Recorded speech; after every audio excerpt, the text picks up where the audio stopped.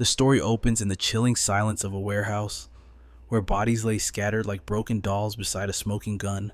Confusion clouded our protagonist's mind as he stared at the carnage, unable to recall the exact moment his life had flickered out. But reality struck with terrifying force as grotesque tentacles erupted from the shadows, forcing him to flee for his life once more. Adrenaline surged through his veins as he lunged for the weapon, spinning around with desperate precision to face the nightmare. Bullets flew from the barrel. He fired blindly, his mind flashing back to the chaos of monsters and angels that started this mess. He had expected another day of suffocating mediocrity, but instead, agony exploded in his chest as a monstrous limb pierced him through. The world spun. He watched in horror as the tentacle began to consume him, his very existence dissolving into searing pain. Suddenly, a flash of crimson and gold tore through the darkness. A warrior descended, her blade singing as she severed the beast's limbs to protect him. With the monster slain, the boy's strength abandoned him. He collapsed, feeling his lifeblood draining away like thick syrup. Through his fading vision, he heard the rhythmic, metallic clinking of the warrior's boots approaching him. Even as death loomed, seeing her radiant figure amidst the gore sparked a fragile thread of hope within his heart.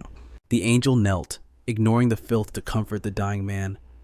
She whispered that the world was safe, all thanks to his sacrifice. However, fate is rarely kind. Despite her divine power, the red-haired Valkyrie could not undo the fatal wound. Our hero, the unintended savior of the world, felt a strange pride swell within him. He had finally fulfilled a purpose greater than himself.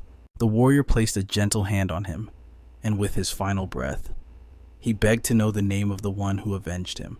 Her expression softened into serene sorrow as she whispered, "I am Reena, the Valkyrie of Dawn." Noah felt the weight of the world lift from his shoulders as the angel promised him a peaceful journey into the hereafter. Darkness swallowed him. His consciousness drifted into the void, questioning if his sacrifice had truly mattered. Visions flashed before his mind's eye. He saw a legendary warrior, Noah, wielding a crimson spear against a ferocious armored lion. With a master's grace, the warrior pierced the beast. It was a memory of a time when saving the world was just another Tuesday. It seemed this soul was no stranger to the battlefield, accustomed to slaughtering the legions of monsters that dared cross his path. Drifting through the endless abyss, our hero wondered if he was truly dead, for a hollow emptiness gnawed at his core. He struggled to piece together the fragments of his memory, trying to identify the monster and the angel from his final moments. Noah scanned the swirling darkness, assuming this was the afterlife, and called out into the void, "Hello, is anyone out there?" A voice, ancient and slurred, vibrated through the cosmos, revealing that our protagonist possessed something deeply coveted. Noah stared into the unknown, realizing he stood before the embodiment of emptiness, the ruler of all astral realms. The cosmic entity explained the grim reality of his situation. His soul had been shattered across the astral rifts, but miraculously, enough fragments remained to reconstruct his essence. A ball of blue energy manifested before him. Our protagonist thought he should feel grateful for this second chance. Yet, as he held the breath of life in his hands, he felt nothing. No warmth, no pulse, just a cold void. The spirit demanded no gratitude, only ordering him to guard the seal in his possession, leaving the boy bewildered. The entity instructed him to look inward. By searching the depths of his own soul, he could access his astral map through a specific spell. Noah hesitated, unsure how to navigate the metaphysics of his own soul, but fearing the wrath of this sinister god, he focused. A light enveloped him, and with a chime, a system window materialized. Noah touched the floating holographic interface. It was like an identification card, listing his name, race, and status. But the inventory slot glared back at him, empty. He read the notification. The seal was fused directly to his soul. He asked the spirit how such a thing was possible. The colossal being twisted in space, bellowing that separating the seal from the soul was a task bordering on the impossible. Noah grimaced at the terrible news, but the spirit hinted that a solution existed within the chaos. Flashing images of his past incarnation as the spear-wielding warrior, the spirit offered a devil's deal his soul for limitless power. The pressure was immense. Noah, sensing the trap, asked what the penalty would be for refusing the call. The wicked entity smiled metaphorically, explaining that refusal meant his soul would be devoured until the seal was extracted. Realizing he was cornered, our protagonist decided to play the game by his own rules. He scoffed and demanded a lawyer, declaring he wouldn't sign any cosmic contract without reading the terms and conditions first. The spirit scoffed at his hesitation, explaining that a pact between souls isn't bound by mortal laws, but forged through sheer spiritual dominance. Desperate, Noah tried to strike a bargain with this eldritch horror, demanding absolute guarantees of his safety before even considering the deal. But the creature's answer was cold and direct. There are no guarantees in the void. Suddenly, the blue system window materialized, flashing the ominous terms of the agreement. Panic set in. With every ticking second, shards of his memories were dissolving into nothingness. He was forgetting who he was. Noah couldn't even feel his own body anymore. The sensation of being alive was slipping away like sand through his fingers. His finger hovered over the acceptance button, but the cost was too high. He sensed a trap, and with steel in his nerves, he chose to decline. He knew deep down that a deal with an entity of the infinite void could only lead to eternal ruin. Noah turned his gaze to the spirit. If this being was truly an all-powerful god, why negotiate? Why not just take the seal by force? The creature's voice boomed through the empty space. It called Noah's soul unsettling, and instantly, dark tentacles lashed out to ensnare our young hero. Noah gasped, suffocating as the eldritch limbs tightened around him, crushing the air from his spectral lungs. The divine being remained unmoved by his struggle. More threads of darkness erupted from its hands, binding Noah tighter as he fought tirelessly to break free. Man and monster locked eyes in a silent contest of wills. Undaunted by the pressure, Noah listened as the spirit made a counteroffer. It promised to remove the seal if he became its messiah. The system chimed again, displaying a new path. He could accept the role of the Void Commander's chosen prophet. But rage flared in the young man's eyes. He spat back that he would never accept a slave contract from a cosmic tyrant. Noah watched in horror as his astral form began to dissolve into the creature's grasp. Yet, the entity seemed amused by this mortal who dared to refuse godhood. Our protagonist roared into the abyss, his determination burning brighter than the darkness. He would never bow to a monster intrigued. The spirit paused and asked one final time what would it take for the boy to yield. The tentacles loosened, gasping for air. Noah remembered the divine beam's secret: a strong enough spirit can turn the tables and control the pact. The young man stood tall.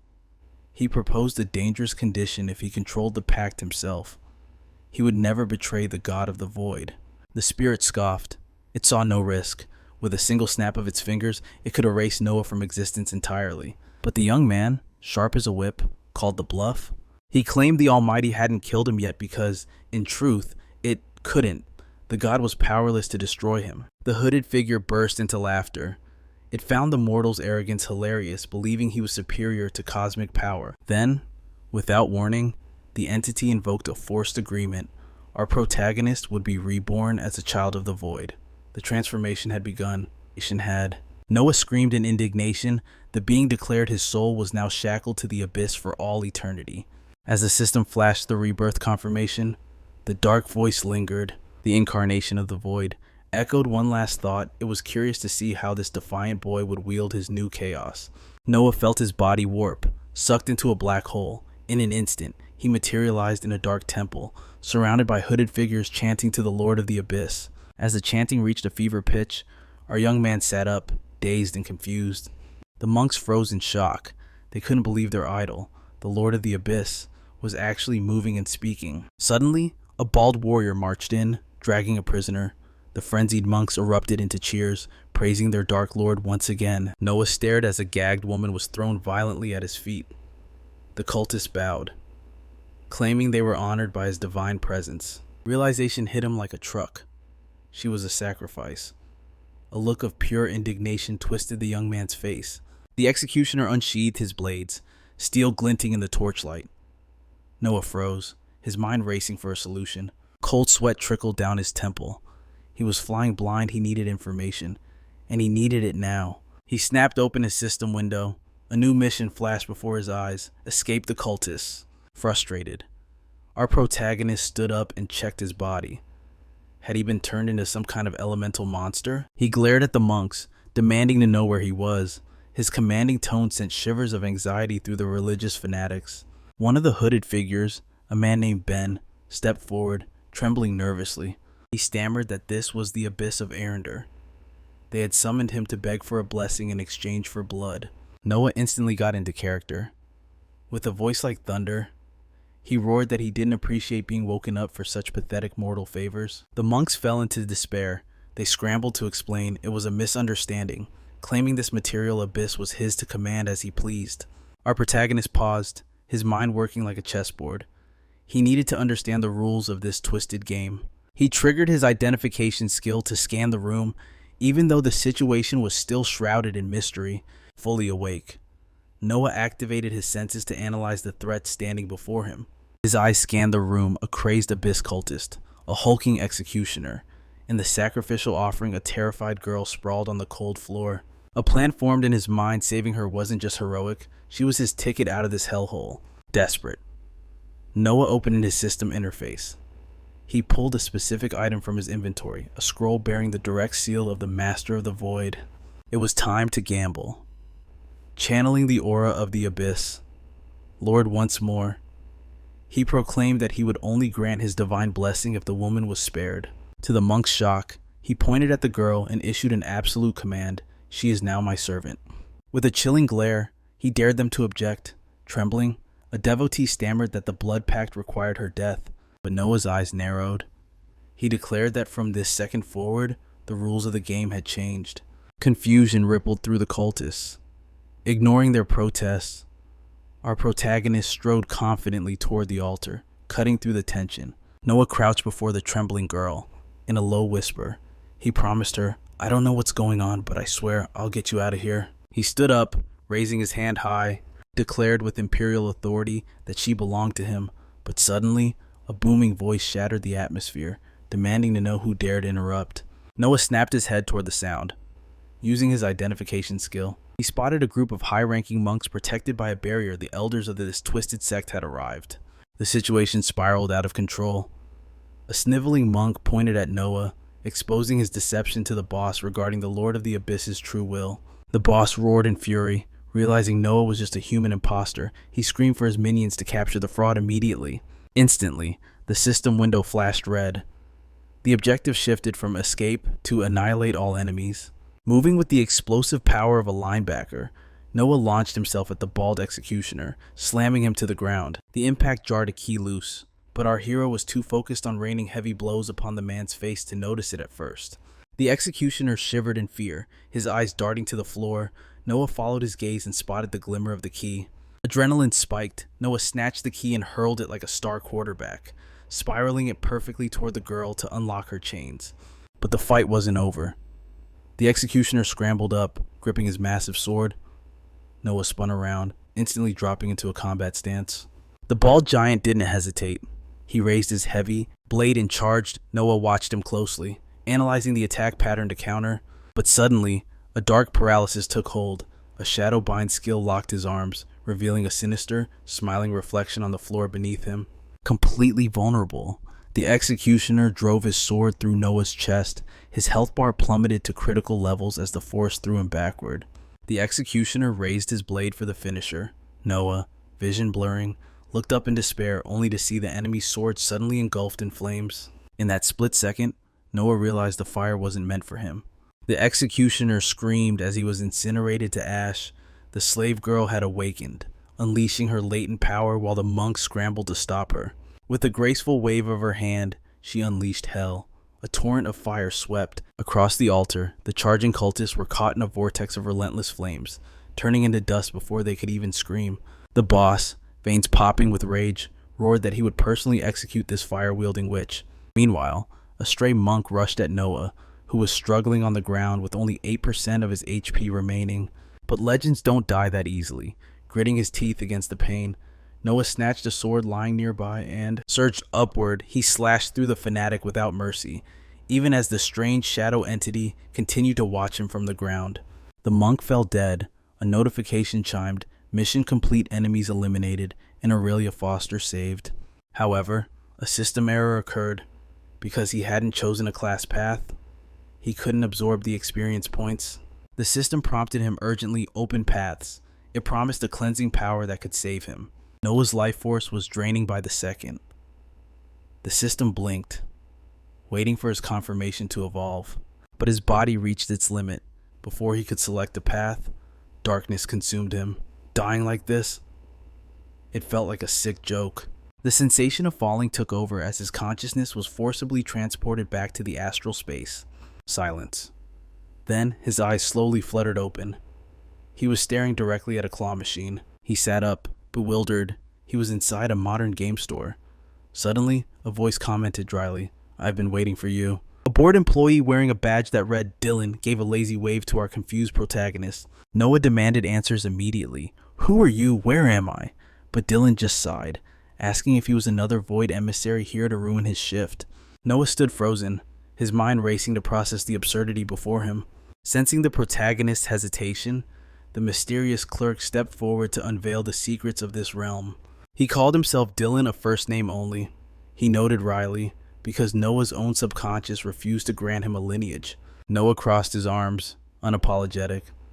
Dylan then dropped the bombshell he was the living avatar of the void, born from their soul-bound pact. Unfazed, Noah strode toward a retro arcade cabinet, realizing this entire neon-lit store was actually his astral map.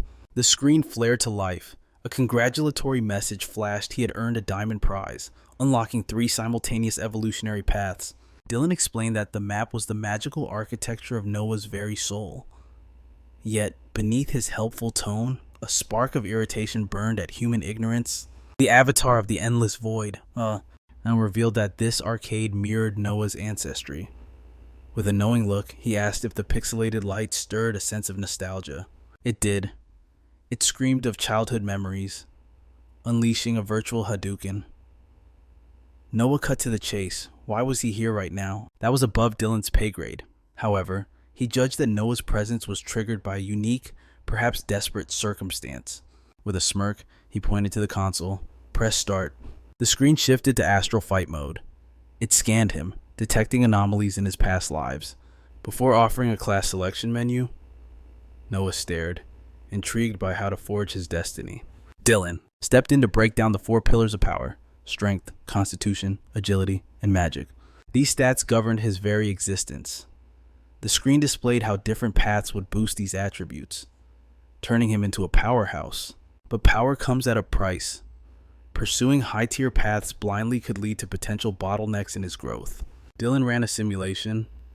If Noah chose the warrior class, he would gain consistent stats upon leveling up, but the rewards would be utterly average. Fighter, artist, Rogue Dylan cycled through them, all standard, all predictable, and all boring. The Void representative gestured elsewhere. There were other options hidden in different machines. Noah agreed immediately. The basic starter classes were far too dull for his tastes. He stopped at a cabinet focused on healing. Dylan emphasized its critical importance, prompting Noah to inspect it closely. Noah remembered his brush with death just moments ago. He asked the million-dollar question, would this path actually save him next time? Dylan clarified the mechanics: death slows time before a respawn. A healing path wouldn't just heal, it would buy him precious minutes to cheat the Reaper. Absorbing this intel, our protagonist locked onto a sinister title, the Exsanguinator, a class that allowed him to drain enemy blood to heal himself or inflict devastation. A dark grin touched Noah's face. Dylan nodded in approval, calling it the purest form of recovery healing through the suffering of others. Decision made. He locked in the Exsanguinator class. 2 slots remained. Dylan guided him further, pointing to a specific class he claimed was essential, the Herald of the Void. It promised endless power over darkness, but Noah saw the fine print. He refused to be a puppet for the Void or anyone else. Pact or not, he did things his way. He kept scrolling until he found Astral Wanderer, a unique class that allowed him to traverse realms beyond the Void itself. He paired it with Void Hunter, granting him the primal instinct to track and slaughter anything in his path. The trinity was complete. Noah slammed the joystick and mashed the button to confirm his destiny. As he pressed start, his body convulsed. Shadows erupted from the walls, swirling around him like a living tide, consuming him whole. The symbiosis felt wrong, invasive. Dylan watched with a satisfied smirk, noting casually that the evolution process might be a little agonizing. Paralyzed by the sensation, Noah could do nothing but silently curse his sadistic instructor. The claustrophobic darkness tightened its grip. Under Dylan's watchful gaze, the system slowly finalized the hero's new status. Snap. Noah jolted awake in the real world, the taste of copper thick on his tongue. His body hummed with energy, the Exsanguinator path activating instantly. Lying in a pool of crimson, he felt the power working. The blood around him wasn't just a mess, it was fuel. His vitality began to surge back. A notification chimed 5 minutes to full recovery. Noah sank back into the crimson pool, deciding to relax and let the blood do its work. But nearby, the battle still raged. The boss of the abyss, Monks, was tearing through the battlefield. Aurelia was on the defensive, taking a brutal beating from the monstrous elder. Facing the cultist's true abyssal form, the fire sorceress gritted her teeth. She frantically searched for a strategy, any weakness to end this nightmare. Suddenly, a quest window popped up for our resident bloodsucker. Objective: defeat Victor Nafar, the monk leader. Reward: a rare skill. But to claim that prize, there was one simple condition: nobody could afford to die this time. Aurelia held her ground like a fortress. As the cultist's dark appendages lashed out, she parried with desperate precision. Finding an opening, she unleashed a torrent of searing flame against her foe. However, the monk boss merely smirked, treating this life-or-death duel as mere entertainment. But while he toyed with his prey, our sorceress was burning her very life force to take him down. On the sidelines, Noah watched with bated breath. Still recovering, he frantically scanned the mission details, searching for a loophole to turn the tide. He made a desperate gamble, pouring his attribute points into a new build. He sought the perfect equilibrium of power. The system chimed, his stats skyrocketed in an instant. Aurelia pressed the attack. She charged fearlessly, undeterred by the massive stalactites the enemy summoned to crush her. But her agility was god tier. The young woman weaved through the falling debris, dodging death by mere inches. With a wave of her hand, she ignited the rubble, turning rocks into blazing comets. She hurled them at the bald man, catching him completely off guard. However, the cultist mage was no amateur. His dark arms wove a protective barrier of gloom, snuffing out the fire damage instantly. Noah seized the moment. He looted the fallen executive's blade, stashing it in his inventory. He rose to fight, but froze. Aurelia was blasted against the wall. The room darkened as the old monk floated upward, radiating an aura of pure malice. Victor's gaze shifted as Noah screamed out, "Wait, it is a misunderstanding." He spun a desperate lie, claiming to be an emissary. He declared himself a messenger of the incarnation of emptiness, sent to deliver a direct word to the cultist leader. "Do you take me for a fool?" Victor scoffed. But the young man committed to the act, desperate to be convincing. He held out the scroll with steady hands.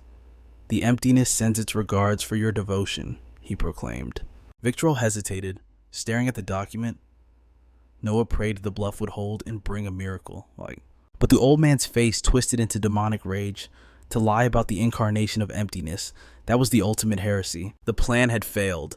As dark arms lunged to impale him, Noah activated his trump card, the astral wanderer's path. In a blink, he vanished right before Victor's eyes. Our protagonist entered the slipstream. He seemed to levitate, phasing out of reality. He was in a dimension between worlds, where the colors of existence shifted into strange, alien hues. Now he ripped the looted longsword from his inventory. With zero hesitation, he hurled it out of the void with every ounce of his strength. A critical hit. The blade pierced Victor's shoulder as the monk reeled. Noah slid back into reality, bracing for the next clash. The old man clawed at the steel lodged in his heart. Noah didn't give him a second. He screamed to his partner, "Aurelia, burn it all down." The sorceress answered the call. She grabbed the monk boss, channeling centuries of pent-up fury into a single throw. Victor smashed against the cavern wall. There was no defense this time. The impact drove the blade deeper, pinning him like an insect. She wasn't done yet. The fire girl leaped onto the religious leader, unleashing a relentless barrage of flaming fists. For the finale, she raised her leg like an executioner's axe. Boom! She smashed the old man down, burying him deep into the shattered earth. Noah stood frozen. Was he more shocked by her monster strength or his own system notifications? His status was evolving rapidly, with rewards flooding his vision. Overcome with relief, Noah spread his arms and collapsed. Victory tasted sweet, and the adrenaline finally left his system. But peace was short-lived. Aurelia loomed over him, her voice cold. "You, explain, now." Her arms were crossed, her posture demanding. How had he been summoned to the altar circle? The interrogation had begun. Noah, ever the relaxed soul, waved it off. "Just chill out. You are safe now, right?" Bad move. Flames danced on her fingertips. Her expression darkened. "I will only relax when I know exactly who and what you are." She popped the big question, "Are you a human from this world?" Noah hesitated. In this xenophobic land, the truth could get him killed. But he looked her in the eye and chose courage. He took a deep breath. "No, I am not from here." "Are you with the cultists, the Iron Fists?" Aurelia pressed. "Neither," Noah answered firmly. He explained his ignorance of this world's politics. She studied his face, searching for any sign of deceit. Could she trust him? The flames died down. She apologized, admitting she had already faced betrayal today. Noah softened. He recognized that look. She wasn't just angry, she was hurt. The tension broke slightly as the two conversed. Their eyes drifted to the broken body of Victrol, still sprawled in the dirt. When our protagonist mentioned his missions from the astral map, the witch looked bewildered. Noah just smiled and dropped the bombshell. "I died before I fell into this world." Aurelia's suspicion spiked again. Reincarnation was a divine miracle, granted only by gods. And even more disturbing, how did our hero know her name? "Nothing makes sense to me either," Noah admitted, his voice genuine. "I feel just as lost in this chaos as you do." "Otherworlders are rare," she mused, but her gut told her he was clean. Trusting her instincts, the witch sat in a lotus position, while Noah watched. His curiosity piqued. Realizing she had entered a state of deep meditation, Noah assumed his best move was to make a quiet exit. However, Aurelia glanced back, her sharp eyes confirming one undeniable truth: this young man did not belong to their world. Pressing her palms together, she lectured that meditation was the supreme method for mana restoration. And sensing the young man's pathetic aura, she suggested he follow suit. But for Noah, this was completely alien territory. Aurelia patiently explained that every awakened soul possesses an aura. When Noah scoffed that magicians back home were mediocre hacks, Aurelia found it amusing that someone clueless about true magic would walk the dark path of the exsanguinator. Our protagonist relished the idea of being an anomaly, asking if breaking taboos would be an issue. Aurelia shrugged. As long as he didn't descend into necromancy, she didn't care. But enough talk, she ordered him to focus and meditate.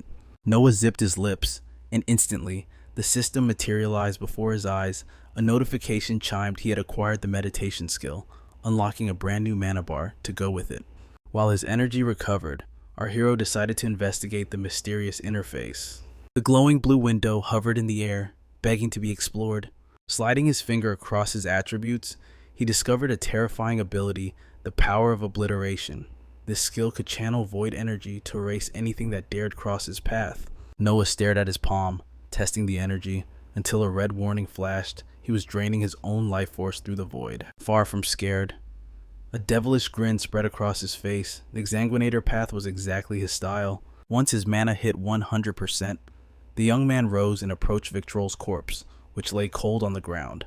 Aurelia snatched the monk's bracelet, explaining it was a dimensional storage device. However, they would need to reach the city to crack it open and loot the contents. Noah eyed the item with greed. He wondered if he could simply transfer his own system inventory into a physical object like that bracelet. Aurelia shook her head, informing him that this storage was bloodbound. Even with the user dead, it remained locked tight unless she could locate the physical key. She began ransacking every pocket and crevice of the old man's robes. Noah casually asked to hold the bracelet, and seeing no harm, Aurelia tossed the artifact to him. He analyzed the artifact until his system pinged. It had detected the external storage device. The interface prompted a question. Would the hero like to download the items directly? Noah smashed the confirm button. Instantly, he gained mana points and his inventory flooded with all of Victrol's stolen loot. Meanwhile, the witch muttered about finding a basement key. Noah silently raised a shiny object, causing the young woman to demand where he found it. With the bracelet still on his wrist, Noah explained the key had been digitally extracted from the storage. He then casually rattled off a list of other treasures he had just acquired. Aurelia stood stunned by Noah's impossible ability as the key she had been desperate for floated effortlessly into her palm, and our hero decided it was time for a wardrobe upgrade using Victrol's gear. He donned a cloak that sadly resembled a beggar's rag, then focused on a ring bearing the Eye of the Abyss, assuming it was cursed. However, Aurelia grimaced at the artifact. Despite her disgust, she admitted the ring provided a massive mana boost. Noah slipped the ring on, ignoring the creepy sensation of the eye staring back at him. Suddenly, a new ability unlocked. He could now see the levels of everyone around him. His perception sharpened, revealing that Aurelia, wreathed in her flames, was a staggering level 68. Our protagonist checked his inventory again, a smirk playing on his lips. He equipped Victrol's daggers, finding them light, lethal, and perfect for his style. While Noah played with his new toys, the witch conjured a blazing fire spell. Gazing at the corpse, she asked rhetorically if this was the first time Noah had taken a life. Surprised, the young man asked how she figured it out. Without looking away, Aurelia replied dryly. She had walked this path long enough to spot a novice killer from a mile away.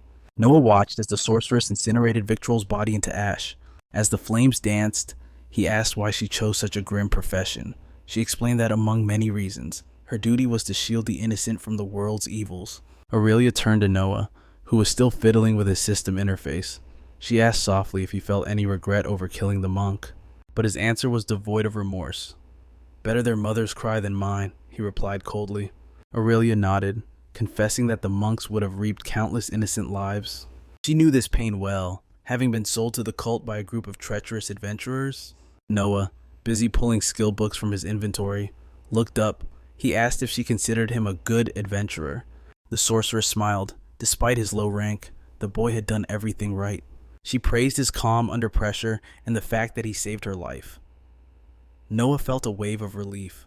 Who knew his RPG obsession and job interview tactics would be the key to surviving in a supernatural world? And then, the boy set two of Victrol's ancient grimoires on the cold floor, asking how to awaken their dormant power, to which Aurelia replied that only a complex magical ritual would suffice. The sorceress began to lecture, explaining that she required a precisely drawn magic circle to use the books as conductors for the spell. Confident in her expertise, she offered to construct the intricate formation for Noah herself. But just as she prepared to carve the first rune, she froze, watching Noah simply place his hand on the cover, his ring resonating to establish an instant magical link. It was a slap in the face to tradition, but our hero had bypassed hours of chanting by letting the system AI translate the text instantly, making manual labor obsolete. The tome revealed the secrets of the Tome of Vision, a legendary manual that unlocked a skill of the very same name. Without a second of hesitation, Noah extended his finger, confirming the acquisition of the new ability. The system chimed, demanding to know which path Noah would link the Tome of Vision to, and, though the destructive power of the Exsanguinator tempted him, he chose the path of the Void Hunter. Instantly, the sinister ring surged, boosting his class level to 3 and ripping open a mystical, glowing eye upon his forehead. As the light faded and Noah opened his eyes, a thrill shot through him. His vision had shifted into terrifying high definition. Gaze locking onto Aurelia, he marveled that he could see her mana flow, but the sorceress corrected him, explaining that a true protagonist sees the very aura of life itself. He looked down at his own hands, witnessing his aura blazing like a wildfire, and resolved to seize the power of the second book, the Tome of Affliction. This time, the boy fused the power with the path of the Exsanguinator, watching a crimson torrent of energy spiral between him and the book as the bleed skill unlocked. Noah read the description aloud to Aurelia. This deadly art allowed him to inflict unceasing bleeding on his enemies or coat his weapons in hemotoxic mana, provided he consumed an F-rank mana stone. But Aurelia's voice cut through the excitement, warning him strictly against ingesting anything higher than F-rank, lest he suffer the agony of mana poisoning. Clutching her injured bicep, the sorceress explained the grim reality: absorb a stone 2 levels too high, and you might feel a temporary surge of godlike power. But that high would be short-lived, quickly replaced by total paralysis, leaving him writhing on the ground like a dying worm. Consume something even stronger, and the damage wouldn't just be internal if he was lucky. His body would simply detonate on the spot. And if luck wasn't on his side, well, son, prepare for a hell far worse than death. Noah stared at the mana stone, etching her warning into his mind, until the girl signaled that it was time to move. They ventured deeper down the corridor, and when Noah asked if they were seeking an escape, Aurelia, still tending to her wounds, revealed she was hunting a chamber of lost artifacts. Her mission was specific to retrieve the personal effects of a target she had been assigned to track down. Curious, Noah asked if any souls remained alive in this tomb, and she revealed the dark truth: captives were once held in the dungeon, and she was the last prisoner standing. Yet, she warned Noah to keep his guard up. The shadows could still harbor fanatical cultists or lurking monsters. The duo pressed on through the endless hallway, Aurelia scanning the chambers with a practiced eye, whilst our hero covered the rear, vigilant against ambush, until the sorceress threw open a door and demanded the storage bracelet Noah had been using. Aurelia slid the artifact onto her arm, ignited its core, and raised her fist, transforming it into a radiant lantern against the gloom. She angled the beam carefully, illuminating the ancient, jagged script carved into the stone walls. Noah. His new vision skill decoding the text instantly. Felt a chill as he wondered how humanity was capable of committing such unspeakable atrocities. Aurelia, her heart hardened by a lifetime of suffering, listed the myriad reasons why the human soul inevitably rots, no matter which world it hails from. It dawned on Noah that the sorceress had lost all faith in mankind when she declared that those who walk the path of evil do so not by accident, but by their own awakened choice. Suddenly, Aurelia crouched, shining her light on a subtle distortion stones flickering in and out of reality like a glitch, and warned him to jump over the illusion trap. Noah, his voice heavy with reflection, asked Aurelia what became of those who had no choice but to obey the twisted whims of the cultists. Solemnly, the sorceress spoke of the priestesses of Hellion, who waged an eternal war against the abyss. Their method of removing evil's influence was a ritual that burned the corruption in the person with holy fire. Furthermore, the punishment meted out by the cultists of the abyss was even worse: public execution for the weak, and for the survivors, a trauma that shattered their minds forever. Indignation made Noah tremble as he asked the unthinkable what happened if the victim was just a child, forced into the cult's grasp. As they left the thorn trap behind, Aurelia replied coldly that children were granted a mercy sacrifice, killed without pain, before pointing to a sealed door blocking their path. Deciding that subtlety was a waste of time, she chose brute force, unleashing a punch comprised of condensed flame that exploded with such violence Noah had to shield his eyes from the blast. They walked through the smoking ruin calmly, our hero noting with a smirk that this was, apparently, the correct way to knock. The chamber was scattered with ancient tomes, a chaotic library for cultist research.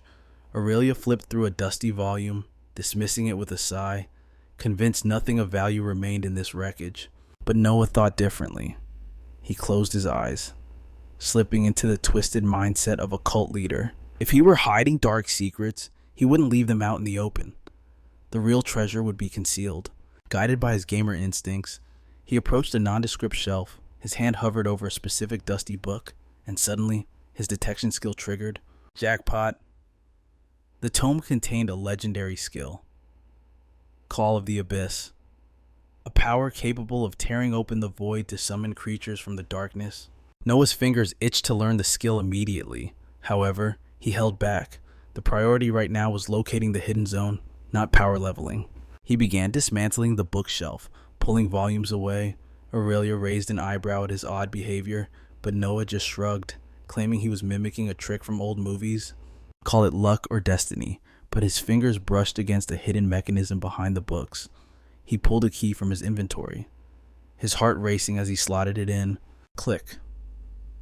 The heavy sound of tumblers turning echoed. A secret passage ground open, revealing a hidden sanctum lined with pristine bookshelves. They stepped inside, victorious. The shelves weren't just filled with paper. They were lined with rare alchemical artifacts glimmering in the gloom. Aurelia stared at him, stunned by his uncanny intuition. To Noah, however, this was basic dungeon logic, just like the adventure games he obsessed over. But the celebration was short-lived. The Duke's gaze fell to the floor, where a thick trail of fresh blood slithered into the suffocating darkness ahead. The atmosphere grew heavy. The sorceress raised a finger, channeling her mana. Flash. A ball of fire illuminated the void, revealing a long corridor of iron cells. The blood trail continued down the center, a grim marker of recent violence. Ding! A blue holographic window materialized before Noah's eyes. Secret mission generated. The system warned of a sinister truth hidden here, blood lurking behind the walls, a quest that should never have been found. Noah pointed toward the abyss, sharing the mission details with Aurelia. Yet, he frowned. The system displayed no difficulty rating and, more worryingly, no reward. The sorceress gazed into the shadows, her voice trembling slightly as she whispered a single word: ominous. Her fear sent a chill down the protagonist's spine. Instead of charging forward, Aurelia turned to him. Her face was grave. She urged him to stop here. This place reeked of death. It was far too dangerous for a rank F awakened like Noah. She crouched, touching the damp blood on the floor. This wasn't a simple monster hunt. They were standing in the heart of an abyssal cult temple. Sensing the lethal gravity of the situation, Noah suggested a tactical retreat. They needed to return to the city and recruit a raid party. But the sorceress shook her head. Her eyes burned with resolve. She could not abandon the victims trapped inside, nor run from those hunting her. "They are being slaughtered," Aurelia revealed, her voice cracking. "If I don't save them now, they will rise again as the undead." Noah listened, the weight of her duty settling on his shoulders. He made his choice. "I'm going with you." He wouldn't let her face this nightmare alone. He refused to let her die while he ran away. Aurelia's cheeks flushed red at his sudden protectiveness, though she quickly masked it by calling him useless. Indignant, Noah snapped back, reminding her who clutched the win against Victroll. She rolled her eyes, chalking it up to beginner's luck, but a faint smile betrayed her. She admitted the novice had a terrifying aptitude for magic. Noah grinned, silently thanking the countless hours he spent grinding in video games. Refocusing on the mission, they reached a fork in the path. Aurelia took the lead, choosing the left corridor. The passage was claustrophobic and winding. Noah grimaced at the tight space, but Aurelia explained it was intentional defensive architecture designed to bottleneck invaders. Furthermore, the walls hummed with energy. They were forged from solidified mana, making them nearly indestructible. They arrived at another imposing gate. Noah cracked his knuckles, asking if the sorceress planned to blow this one apart too. To his surprise, she gently rang a small bell beside the frame. The door, however, was already unlatched. It creaked open, revealing a room buried in papers and arcane ideograms. The air here was different. This wasn't a prison. It was Victroll's private research sanctuary. They began scouring the room for clues. Aurelia was convinced the villain's master plan was hidden somewhere in this chaotic mess of notes. She pieced it together. The old madman was trying to synthesize a chimera. He was stitching together bodies with high regenerative power, sacrificing intelligence for brute durability. Noah unearthed a specific report written in Victroll's handwriting. The ink seemed to scream with frustration. It detailed the failure of the second prototype. The creature had too much affinity with the void, gaining unexpected intelligence despite its unstable form. As Noah read, the system forcefully synced with his mind. A vision flashed before his eyes, a memory of the past. He saw Aurelia, unconscious, laid out on a sacrificial altar. He heard her Victroll praying to the void god, begging for a vessel of at least rank C. The truth hit Noah like a truck. Aurelia wasn't just a guest, she was the final ingredient. Mission complete. Blood behind the walls. Roar! A thunderous howl shook the dungeon foundations, shattering the silence and snapping our heroes back to reality. Panic flared in Aurelia's eyes. "Run, you fools!" she screamed. Weapons are useless against it, but she froze mid-step. Aurelia dropped to her knees beside a mangled young man on the floor. With his final breath, the victim whispered, "This saddens the master." Then, peering into the gloom, Noah and Aurelia spotted a sinister silhouette trapped within a heavy cage. As the light crept forward, the shadows retreated to reveal a grotesque experiment, which the system immediately flagged as the horror of grafted flesh. Aurelia's voice trembled with realization. The twisted structure of this abomination was composed of the very prisoners who had been incarcerated alongside her. A sigh of relief escaped them when they realized the monstrosity hadn't detected their presence yet. But suddenly, one of the faces trapped within the flesh mass locked eyes on the ring on Noah's finger, recognizing it as Victroll's artifact. Enraged by the sight of its former master's relic, the monster shattered its bars. Aurelia instantly summoned a roaring flame in her hands, screaming, "You shall not pass." Noah leaped back as the system flashed a new emergency mission escape the creature that was hell-bent on avenging its master's death. The beast charged like a runaway train. Our hero barely dodged, shouting for them to retreat immediately. But the chimera roared, its killing intent suffocating the air. It wanted nothing but blood and vengeance. It lunged again, its tongue shot out like a whip, lassoing Noah's foot and leaving him dangling upside down as he desperately tried to trigger his blink ability. But hanging inverted suppressed his aura, locking his skills. Just then, Aurelia's fire surged forward, searing the monster's tongue until it recoiled in pain, dropping Noah. The protagonist executed a perfect tactical roll to create distance, while the creature shifted its hateful gaze toward the sorceress. Aurelia became the primary target. In that split second, she realized her flames alone wouldn't be enough to put down this highly regenerative beast. The monster began to mutate.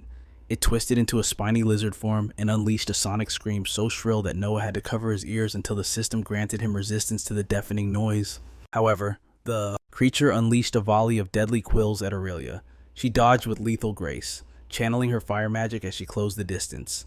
Getting as close as she dared, she launched a point-blank fireball into the monstrosity, its flesh giving way like rotting fruit under the intense heat. The witch rushed to Noah's side, asking if he was all right, but the buzzing in his ears drowned out her words. But the nightmare wasn't over. The creature healed in seconds and caught them off guard, transforming into a living whirlwind that sprayed quills in every direction. With that, Aurelia gathered every ounce of her remaining mana. With a ferocious war cry, she counterattacked, launching herself into a spiral of flame, disregarding her own safety. The sorceress tore through the whirlwind. Her fist, amplified by the bracelet, slammed a devastating blast into the creature's core before she flipped back to safety. The body of the beast collapsed, lifeless. But as the flesh began to char, the faces within the monster started to moan. Noah watched from a distance, paralyzed with horror as he realized the souls trapped inside were begging for release.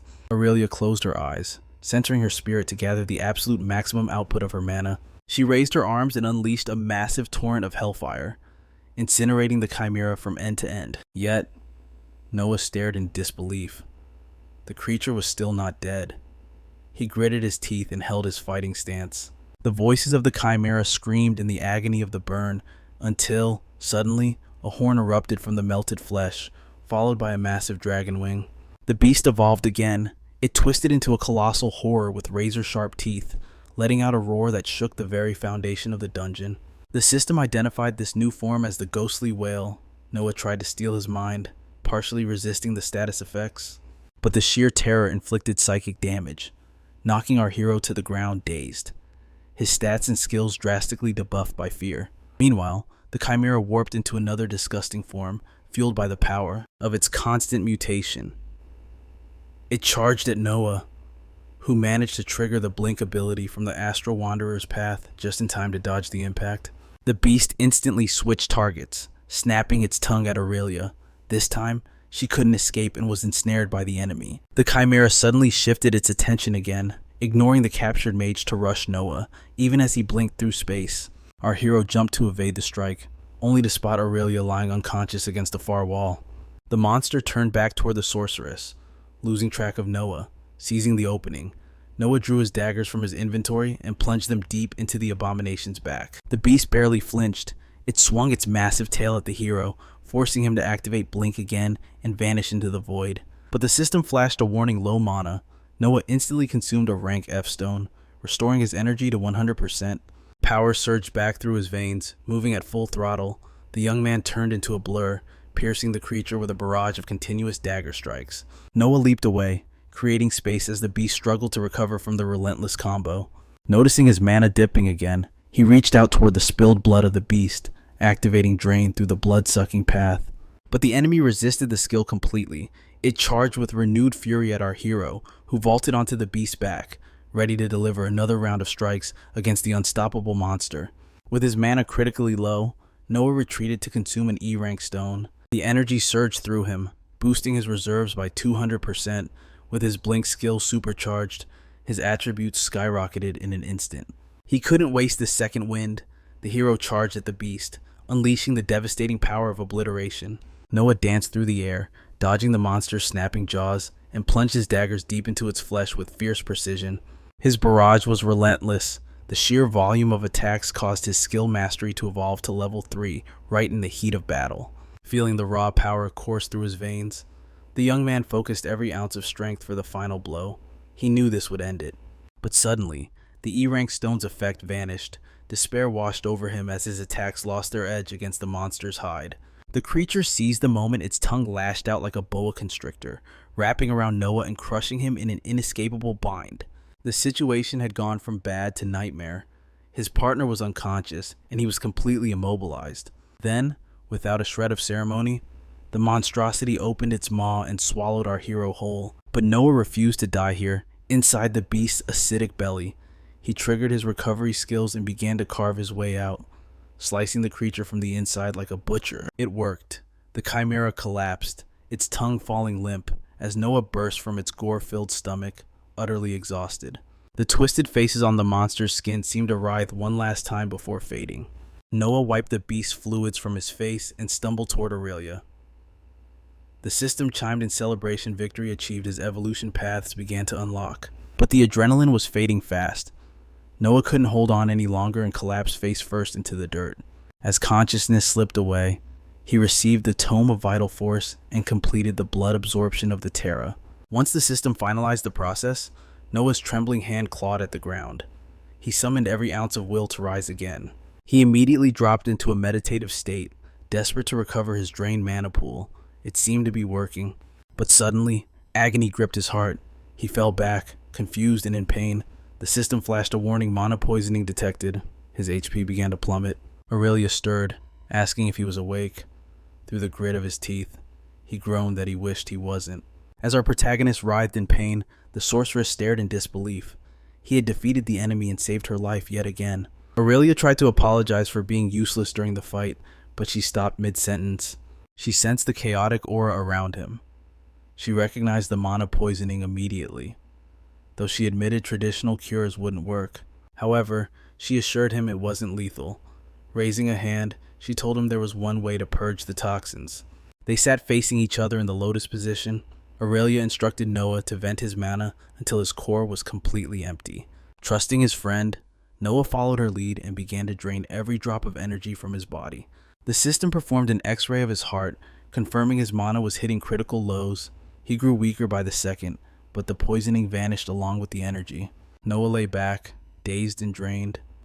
Aurelia explained that his strength would return, but he needed 2 full days of rest to normalize. His mouth felt like sandpaper. He rasped, begging the sorceress for water or a regeneration potion. She promptly handed him a canteen. Noah didn't hesitate, gulping the entire thing down in seconds. Recovered enough to sit up, Noah held the skill book. He knew he needed more power to survive the dangers waiting ahead. He scanned the Tome of Vital Force. A brilliant golden light erupted, enveloping the dead chimera as the system unlocked a new ability. The glow transferred to his own body. The text revealed that this Vital Force skill was directly linked to his blood-draining path. Aurelia sensed the shift in his aura immediately. "That is a powerful skill," she noted. Impressed? The protagonist nodded, realizing he could now store extra life force, a massive boost to his blood arts when things got desperate. The sorceress sighed, calling it unfair how easily he obtained such magic. But to Noah, the only thing unfair was a world ruled by raw power. He stored the book in his inventory. A new notification popped up. He could now obtain a fragment of infinite potential. He removed the Ring of the Abyss from his finger, muttering that he had expected more utility from the artifact during the fight. The system chimed again. Another unnamed fragment was ready for consumption, allowing Noah to break a specific seal. Noah frowned. These cryptic messages about veiled items were suspicious. Aurelia warned him that with ancient artifacts, this was normal. He tapped to confirm. Instantly, a storm of system windows flooded his vision, genetic code modified. A new quest appeared. He had to find hidden memory fragments scattered across the realm to unlock the mystery. Suddenly, a wave of nausea hit him like a truck. The system barked a command: purification required for devourer transformation. Noah groaned in agony as a dark, viscous liquid poured from his pores. It was the magical toxins leaving his body. As the pain subsided, he felt reborn, purified, and stronger than ever. But something was wrong. Noah's expression twisted into a mask of unease. Before Aurelia could react, the young man collapsed, plunging into unconsciousness. One had to wonder what kind of hell he crawled out of to require a magical purge this violent. When the scare finally passed, Noah dragged himself to the shower. He tried to reconcile his insane reality, going from a hellish workday to absorbing blood and conjuring items from thin air. The water washed away the grime, leaving him feeling unnervingly relaxed. After drying off, he summoned the interface to check his stats. His eyes widened. The new Devourer status granted him an appeal stat that was frankly broken. Curiosity piqued. He triggered the growth attribute. A surge of power rushed through his veins, his aura flaring as the system gifted him an additional 5 points across all attributes. He was becoming something else entirely, something stronger. Aurelia appeared at the door, exhaustion etching her features. Noah asked if she planned to bathe, but the girl, looking pristine, claimed she had already washed. Yet, The scent of shampoo was suspiciously absent. She tossed her silky hair, insisting she had cleaned up while carrying him to the room. That was the moment Noah realized the time gap. He must have been out cold for at least an hour or two, but for Aurelia, they had lingered in this cursed place long enough. With a radiant energy, she suggested they move. There was somewhere else destiny needed them to be. As they stepped out of the temple, Noah teased her about the phantom bath. In response, the girl decided to silence his doubts with a method far more persuasive than words. Aurelia shivered, mentioning her disdain for the cold. Noah, however, smiled. The snow brought back nostalgic memories of his childhood. He asked if she had ever tasted ice cream, describing the frozen delicacy with passion, but for a high-tier fire sorceress, such cold food was practically a culinary crime. The banter flowed easily between them, a moment of peace in a chaotic world, until suddenly, blinding light flooded their vision. Aurelia looked revitalized, drinking in the sight of the open sky. But Noah froze, his mind reeling. In the sky above, two suns blazed down upon them. Stunned, he asked how this world marked day from night. Aurelia, patience wearing thin, deadpanned. When the suns leave and it gets dark, do I need to draw a diagram? And then, she actually did. She sketched out the planetary mechanics, proving the world wasn't flat, explaining rotation and orbital shifts. Because in this realm, one truth was absolute: when the second sun rises, the very alignment of the planet shifts. Honestly, the physics lecture flew over Noah's head. But the important notification came from the system. The mission, Escape the Temple, was finally complete. Suddenly, a glint caught our protagonist's eye. He asked if Aurelia had found her target. The sorceress nodded, revealing a humble necklace. It possessed no magical aura, yet it was a talisman to ward off evil spirits from children. Noah examined the item as she explained she had recovered it from the dark depths of the dungeon cells. A blue screen flickered into existence. A new quest. The necklace belonged to a villager in Lafar, and the system demanded its return. Noah turned to her, asking if she would join him on this side quest. But before she could answer, a gust of wind swept through, playing with the sorceress's hair in a cinematic display. Aurelia agreed, but pointed to the horizon. The suns were setting. They needed to make camp. Besides, this was Noah's first real mission, and she intended to train him properly. The young man offered an ironic, exaggerated bow to his master. Aurelia, ever literal and missing the rogue's sarcasm, simply accepted the gesture. A new dawn broke. Noah stepped out and nearly jumped out of his skin. Aurelia was waiting with two colossal armadillos, casually mentioning that these tanks would be their ride through the forest. Noah hesitated, eyeing the beasts. He needed assurance that these armored giants didn't have a taste for human flesh. Aurelia laughed, relaxed as she vaulted onto the creature's back. She promised they were gentle herbivores, sworn friends of humanity. Noah wasn't entirely sold, but he swallowed his fear and approached the giant armadillo, trying to look dignified. He told himself, I killed a chimera, I can handle a glorified possum. But Noah had zero beast-taming skills. He slipped and face-planted while trying to mount. Aurelia giggled, finding endless amusement in his struggle as she led her mount into the trees. Fine. If we're playing games, let's play to win, Noah thought. He activated his blink ability, warping instantly onto the beast's back. The armadillo shuddered at the sudden weight. Noah, still clueless about the controls, simply ordered the creature to follow the leader. It sounded easy enough. Aurelia shouted back a crucial piece of advice. Hold on for dear life. He gripped the scales just as the creature launched itself forward, chasing the sorceress. The animals didn't just run, they scrambled up the trees. Noah's grip failed. Aurelia glanced back just in time to see the young man in free fall. In midair, he triggered Blink again, desperately grabbing the nearest branch. But fate has a sense of humor. The branch snapped. He plummeted, chin-checking a lower branch, while Aurelia's laughter echoed through the forest. The armadillo, surprisingly empathetic, trotted over to our fallen hero and offered a consoling lick to his face. Aurelia was beaming. For the first time in what felt like an eternity, a genuine, unguarded smile lit up her face. They resumed their journey, leaping from branch to branch like spirits of the wild. Noah grinned, the wind rushing past him. It felt just like riding dragons again. Aurelia's eyes gleamed with curiosity. She couldn't fathom the hero's world being completely void of magic.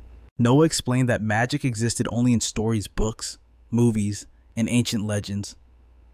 But in reality, it was nothing more than fantasy. He told her that in his world, the closest things to dragons were the dinosaurs, great beasts that had gone extinct millions of years before humanity ever walked the earth. Aurelia quickly deduced the difference. Dinosaurs were beasts, but they weren't like the ancient dragons, cataclysmic monsters that destroyed everything in their wake, eventually fading into myth. To the sorceress, however, those myths were lies, fabrications by the elite awakened to mask their own cowardice. To Noah, it sounded suspiciously like an Illuminati conspiracy. Noah asked if she truly believed in them. For Aurelia, who had seen the world's horrors, the answer was clear. Dragons were monsters that made even the strongest adventurers look like insects. They continued down the path, lost in thoughts of these legendary beasts. Suddenly, a strange feeling washed over Noah. He felt like he had lived this conversation before, though his memory failed him. Aurelia suddenly accelerated. The terrain was changing, and they needed solid ground. Noah gripped tight, asking how far the village of Lafar was. The sorceress announced they would arrive in 4 hours. To pass the time, she decided to teach the young hero more about the world of Arendelle. Their mount, Ardu, thundered along the road until the sound of voices broke the silence. Adventurers were ahead. Both Noah and Aurelia were stunned by the warm welcome from the locals. The young man asked if adventurers were always treated like royalty. The sorceress replied with a flat expression, "Only in the small villages," she noted dryly. As they rode down the main street, our protagonist's ego began to swell.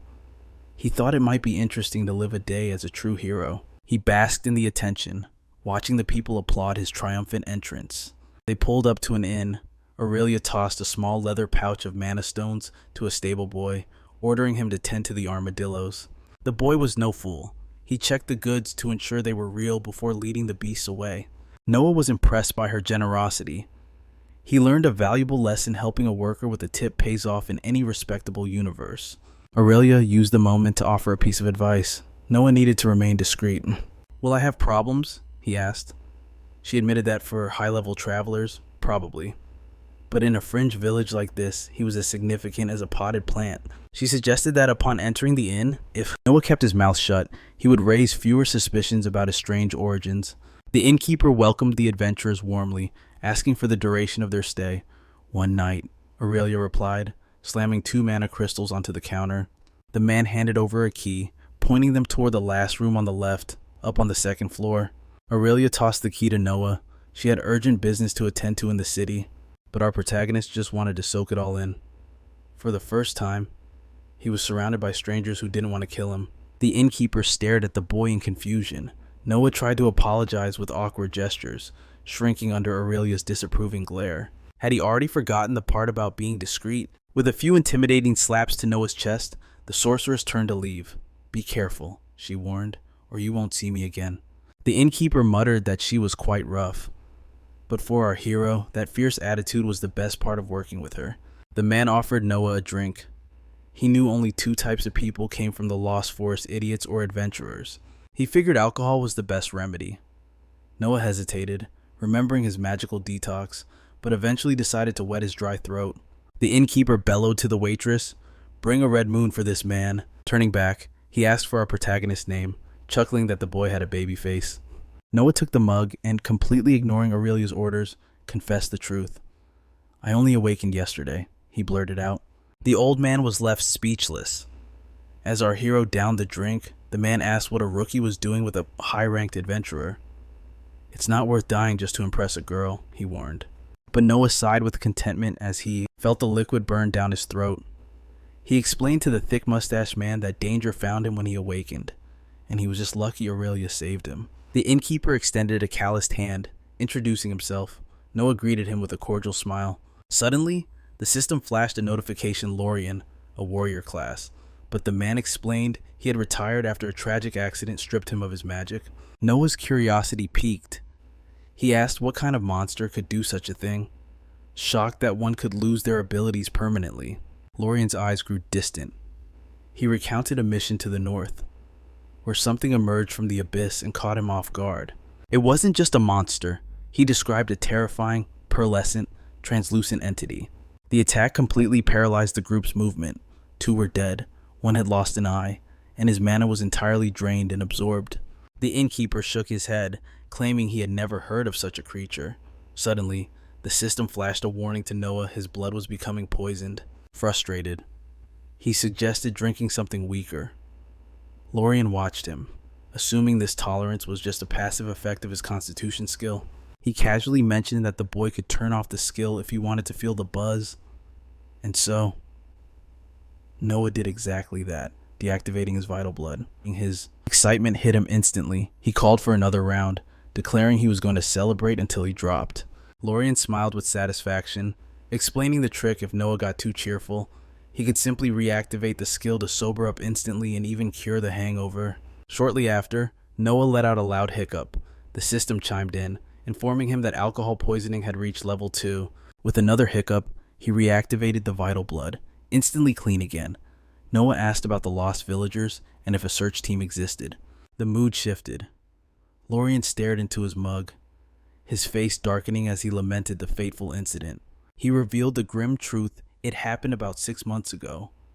2 adventurers went to look for them, but they never returned, so the people gave up hope. However, it was only when the mines collapsed that they attempted another search. But once again, they returned without success. Lorien continued, explaining the conflict. They wanted to seal the mines forever, but some villagers protested, as it was the main source of wealth to survive the harsh winter. Our hero took a mana stone from his inventory and slammed it on the table. Lorien leaned in, whispering that howls were coming from the mines, sounds that could be zombies. Noah left the tavern, stretching his limbs under the night sky as he reflected. He thought about Lorien's words regarding the guild's involvement. If true, it could mean a forced evacuation of the entire village. He decided to explore the area, observing the workings of this peaceful society, until he heard 2 villagers discussing the mayor's order to close the mines. The atmosphere grew tense. Everyone rushed toward the town hall. Noah slipped in right behind them to investigate, just in time to see the mayor arguing with the head miner. The dwarf shouted that he wouldn't let the mayor starve the town. The man replied politically, explaining his intention was to save lives without involving the guild. The mayor turned to the gathering crowd, pleading that he was doing his absolute best to ensure everyone's safety. Aurelia watched the speech from the shadows until she jumped, startled by Noah, who had sneaked up quietly. She whispered to the hero that she was only here to find clues from the mayor about the adventurers who had betrayed her. Noah suggested they help the people instead. Aurelia, impatient, snapped that talking to the man was exactly how she planned to do that.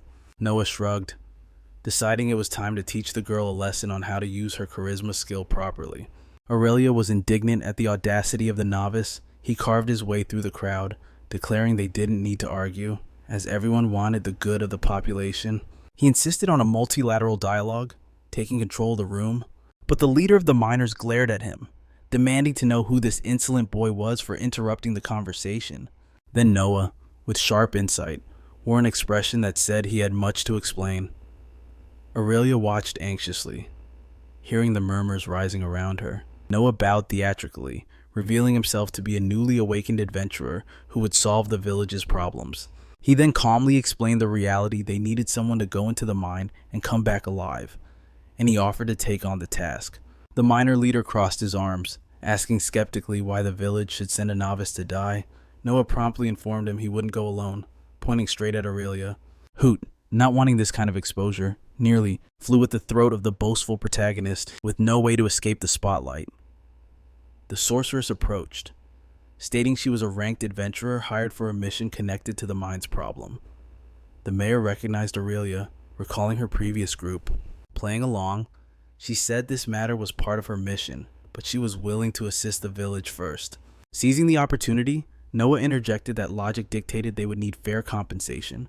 The mayor then showed himself to be cordial, asking what the price for such a task would be. Noah cut to the chase, wanting to know if there was a tome of skills in the village. The city leader replied that they had one, but it wouldn't meet the boy's expectations. He suggested going to the city of Windrest, which had better equipment for adventurers. Aurelia commented that was the city they would go to next anyway. But for the current mission, a level D mana stone and 2 horses would be sufficient. The dwarf leader of the miners stepped up, saying he would join the heroes, as he knew that mind like the back of his hand. Noah shook the mayor's hand, sealing the deal. The system soon updated his status. The next mission with medium difficulty had begun. After the agreement, Aurelia asked Noah for the floor and approached the mayor to handle her personal matters. In the end, the protagonist was right. But the curious dwarf asked Noah where he came from. In his understanding, the man was far too old to be a newly awakened rookie. Noah confessed that he hailed from a barren realm devoid of magic. He was an anomaly, the sole survivor to recently awaken a path to power. The miner's eyes widened in fear. He asked if Noah came from the Dead Zone's forsaken worlds without mana, where starving inhabitants drained the life force from their dying lands. Noah shook his head, clarifying that in his world, conflicts existed, sure, but compared to the nightmare of a dead zone, his home was a paradise. The dwarf grunted in approval. Origins didn't matter. If this boy could indeed cleanse the mind, he would be the village's savior. A pact was made. Noah extended a hand, and the miner gripped it firmly, sealing their promise to conquer the depths at dawn. Aurelia returned with urgent intel. The target group was likely in Wind, and she had already secured Noah's official registration at the Adventurers Guild. The fire sorceress seemed desperate to move fast. Noah sensed the gears turning in her mind. She definitely had a scheme brewing. As twilight descended, Ardu led the way, carrying the heavy burden of the necklace recovered from the cultist's bloody temple. At a humble cottage, Noah knocked. The door creaked open, revealing an elderly woman whose eyes lit up with heartbreaking hope. She thought Pierce had finally come home, but that light vanished instantly. As Aurelia revealed the necklace, the mother's face crumbled. She asked the question she dreaded most. It was indeed Pierce's artifact. Tears streamed down her weathered face as she choked out, asking if the adventurers had found her boy alongside it. Aurelia couldn't meet her gaze. She shook her head in solemn silence. The mother clutched the necklace to her chest, wailing in agonizing grief. The sorceress tried to comfort the trembling woman, her own heart heavy. Just then, a young girl appeared in the doorway, witnessing the tragedy unfold. They were ushered inside. In the dim living room, the daughter held her mother, two souls clinging to each other amidst an invaluable loss. The young woman bowed her head in gratitude. Having the necklace back meant everything. It was the closure they needed to finally move forward. But her voice trembled with shame. They had no coin to pay for the service. Noah immediately raised a hand. They wouldn't take a penny. The mission was far from over. Aurelia bit her lip, consumed by guilt for not being able to save everyone. Noah sensed the heat of her sorrow and placed a steady hand on her shoulder, a silent anchor in the storm. With nothing left to say, Ardu signaled the end. They stood to leave, but the elderly woman's voice cut through the silence. Wait. Gripping the necklace until her knuckles turned white, she demanded the truth. She needed to know how her son met his end. Aurelia didn't sugarcoat it. She revealed the dark truth: villagers were snatched by abyss cultists for twisted blood rituals. She recounted their own brush with death. If not for Noah's intervention, she admitted, she would have been just another sacrifice on the altar. It was during their desperate search for survivors in that hellish dungeon that they stumbled upon Pierce's necklace. The mother's eyes turned cold as steel. She asked if the cultists paid for their sins. Noah's reply was icy. I slaughtered every last one of them. The mother nodded slowly. Pierce was only 14, a reckless spirit who ran through mines and forests, chasing monsters he wasn't ready for. She confessed she had been dreading this very day. Her father was an adventurer, and that cursed blood ran thick in her son's veins. Even marriage couldn't tame that spirit. Looking at a faded photo of her husband, she whispered that her son carried those same burning desires. He was his father's image. No matter how hard she tried to cage him, she knew it was futile. Stopping him would have only crushed the true longings of his heart. But through her tears, she asked the eternal question, why? Why do adventurers choose this path of suffering? Silence hung heavy in the air. Finally, Noah spoke. He started with survival, escaping a past life, but admitted the truth. The adrenaline made him feel alive. Noah stared at his palms. Magic was a drug, an intoxicating power. That was why he had to explore this strange new world. Pierce's sister caught the phrase. A new world, she asked, confusion knitting her brow. Noah almost spilled the secret of his otherworldly origin. Aurelia sharply nudged his ribs, signaling him to keep his mouth shut. The mother stepped forward. She pressed the necklace into Noah's hand. This is what her son would have wanted for it to continue the journey. Noah accepted the weight of the legacy. He promised to treasure it. The quest of the lost memory was finally complete. Outside, the sun dipped below the horizon. Aurelia yawned, ready for bed. But Noah shook his head. He needed fuel. One couldn't hunt monsters on an empty stomach. The sorceress smiled, impressed. If she didn't know better, she'd swear he was a veteran of 100 campaigns. They retreated to the inn. Tonight they rest. For tomorrow, the darkness of the mines awaited. At the mine's entrance, the dwarf dropped a revelation. This wasn't just a mine. It was originally a dungeon. But geological shifts had crushed its core long ago. It was a corpse of a dungeon, a hollow shell devoid of its master. Dungeons can die, Noah asked, perplexed. The dwarf nodded. Kill the core. Kill the dungeon, though only a fool would destroy such a resource. A domesticated dungeon was a gold mine. Entire kingdoms were built upon their mana. To destroy one was to burn money. Aurelia's face darkened. She whispered a terrifying possibility, a zombie dungeon, a national threat that every guild was sworn to eradicate. To the seasoned dwarf, this was merely another Tuesday in the underground depths of a nameless land. Upon reaching the entrance, Noah considered brute forcing a shortcut using his obliteration ability. However, they decided to respect the old ways, taking up pickaxes to clear the path manually. As the rubble cleared, Noah asked about magic usage. The dwarf scoffed. Decades of grit and muscle were all the skill he needed. Deeper inside, the walls glittered with raw mana stones. The dwarf explained that time and isolation had allowed the earth to regenerate its treasures. Aurelia snapped Noah back to reality. In an ancient dungeon like this, a single lapse in focus meant death. Heeding her warning, our protagonist summoned his twin daggers from the inventory, senses sharpened to a razor's edge. The dwarf warned of lurking beasts as they approached a colossal gate. Aurelia, ever the tactician, guarded their blind spot. As the dwarf wrestled with the ancient lock, he revealed that this was once the beating heart of the entire mining operation. The doors groaned open, revealing a grim tableau. Workers collapsed beside their tools, silent as the grave. Tension spiked. The scene was too fresh. Suddenly, a blood-curdling scream tore through the underground silence. The dwarf charged toward the noise. Aurelia and Noah scrambled after him, shouting for him to hold his ground. Noah triggered his blink skill, vanishing in a blur that caught Aurelia's eye just as they reached the chamber's end. Phasing through the void, Noah breached the gate first. He found a worker's body broken, disassembled, and convulsing in unnatural agony. Noah knelt, trying to offer comfort to the dying soul, asking what monster could inflict such cruelty. But dark magic had already taken root. With his final breath, the worker begged our hero to run before it was too late. Suddenly, flesh warped, the young man's body erupted into a nightmare of shadowy limbs birthed from the void itself. Aurelia screamed a warning, desperate for Noah to gain distance from the abomination. Noah watched the entity float, limbs multiplying wildly. It was possessed by the vile power of Victrol. This was officially a hard-level mission. Fear had no place here. Noah gripped his daggers tight, while Aurelia summoned a raging inferno in her palms. They told Jerome to retreat, but the dwarf stood frozen, eyes locked on the beast, paralyzed by the horror in front of him. Tentacles burst from the host's body, transforming him into a grotesque sculpture of pure darkness and malice. Without warning, the beast lashed out, driving its corrupted limbs straight at Noah. Noah blinked to dodge, but the enemy tracked him through the void. Suddenly, searing heat grazed him. Aurelia's fireball roared past. For a second, only smoke remained. It seemed the creature was vaporized. Or so they hoped. Drip. Drip. Dark ichor landed near Noah's face. He looked up. The monster hadn't died. It was hunting them from the ceiling. The chimera-like beast descended. Noah engaged blink instantly. Knowing passivity meant certain death against such a predator, Aurelia didn't hesitate, unleashing another torrent of scorching flames to cover him.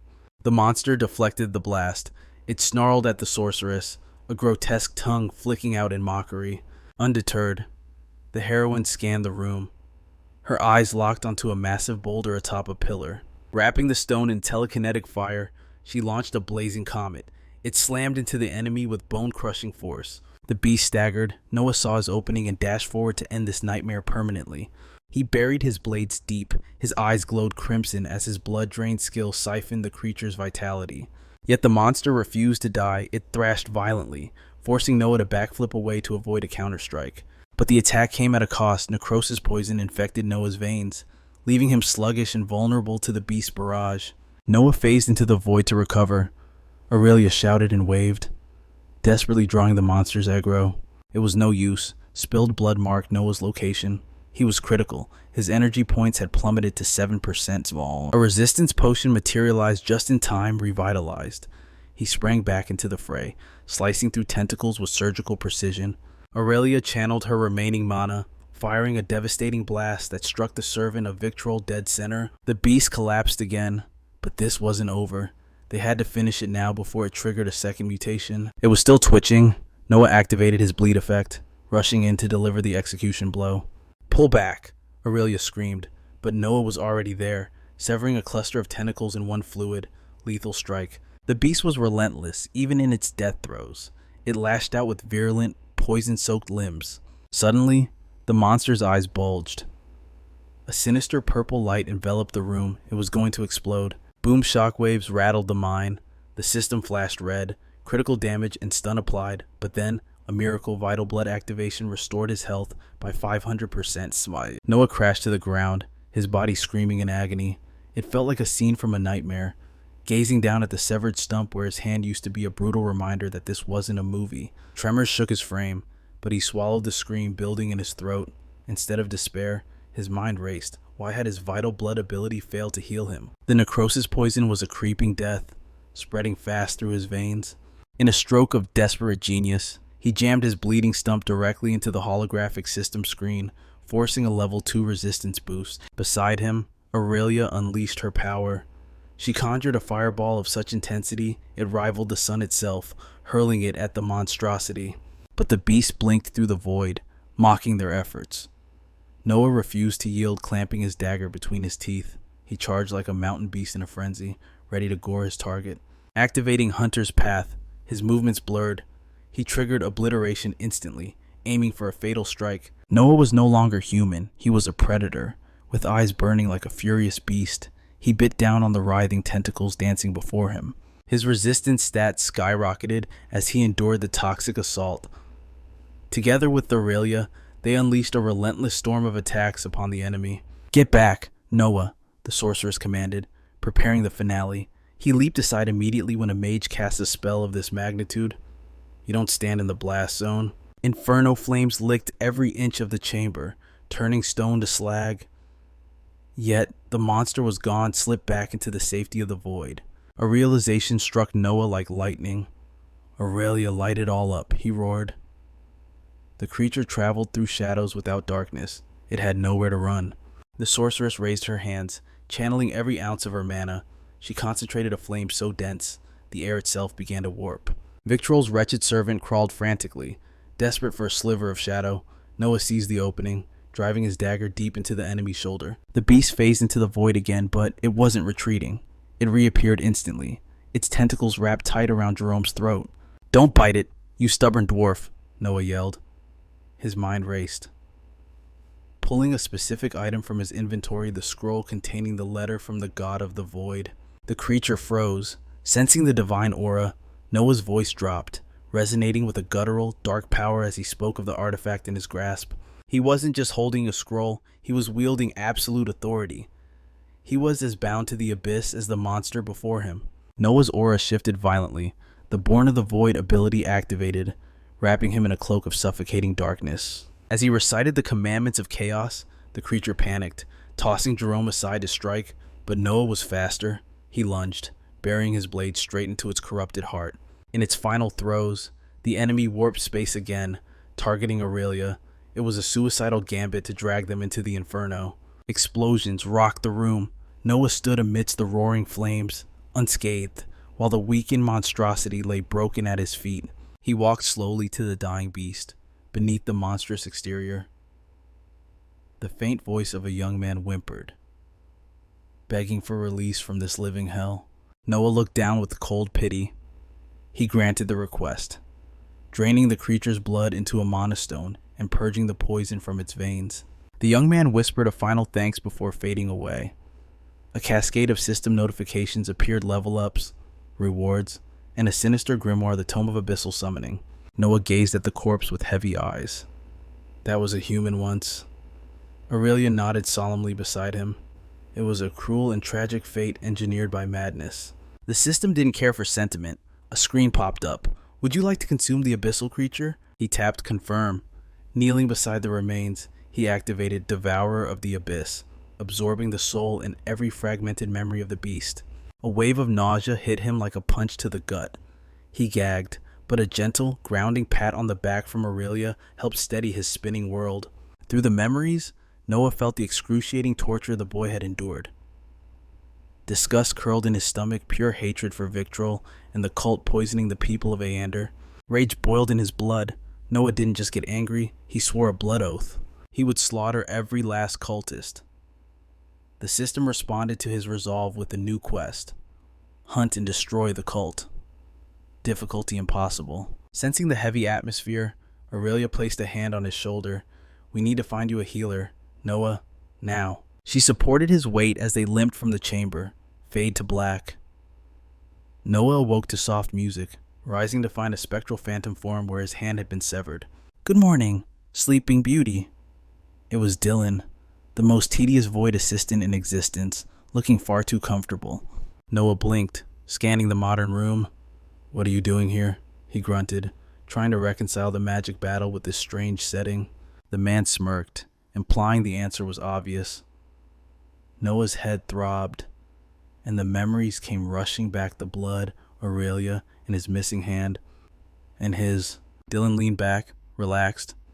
Your world is fascinating, Noah, especially since you don't have magic leaking out of movie screens like this one. I've seen horrors, Dylan mused, but human nature, it's more violent than anything in the abyss. Noah ignored the philosophy. How did you get access to this place? To my mind, simple. Dylan shrugged. Your astral map is tethered to your soul.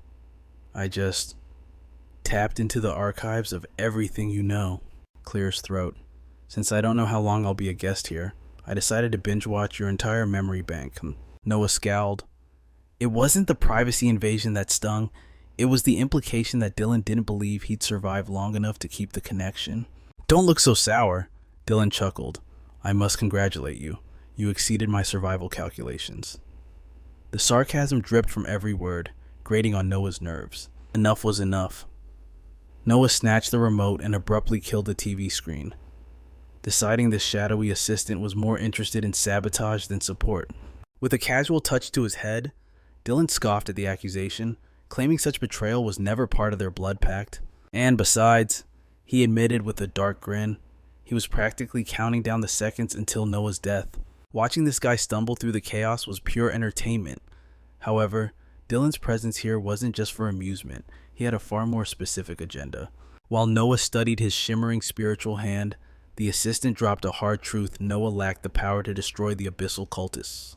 Our protagonist felt a flicker of sarcastic flattery that the entity even thought him capable of such destruction in the first place.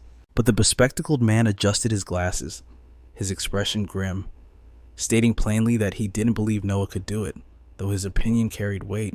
Noah locked eyes with the entity, declaring with steel in his voice that if the mission didn't violate their contract, he would execute it without hesitation.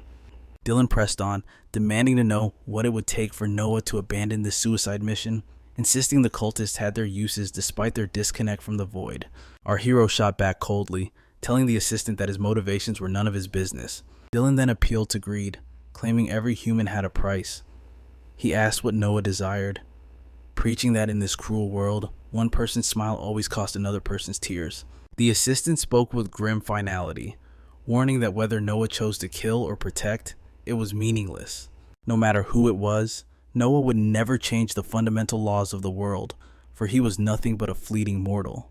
Our hero shoved Dylan's hand off his shoulder, demanding to know why the entity was so terrified of him taking action.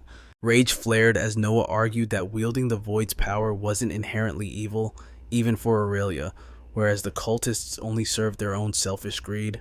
Dylan replied dryly that selfishness was the very definition of humanity. But Noah, staring down the agent, emphasized that not everyone was a slave to their base instincts. Without another word of debate, Dylan pointed an accusing finger directly at our protagonist.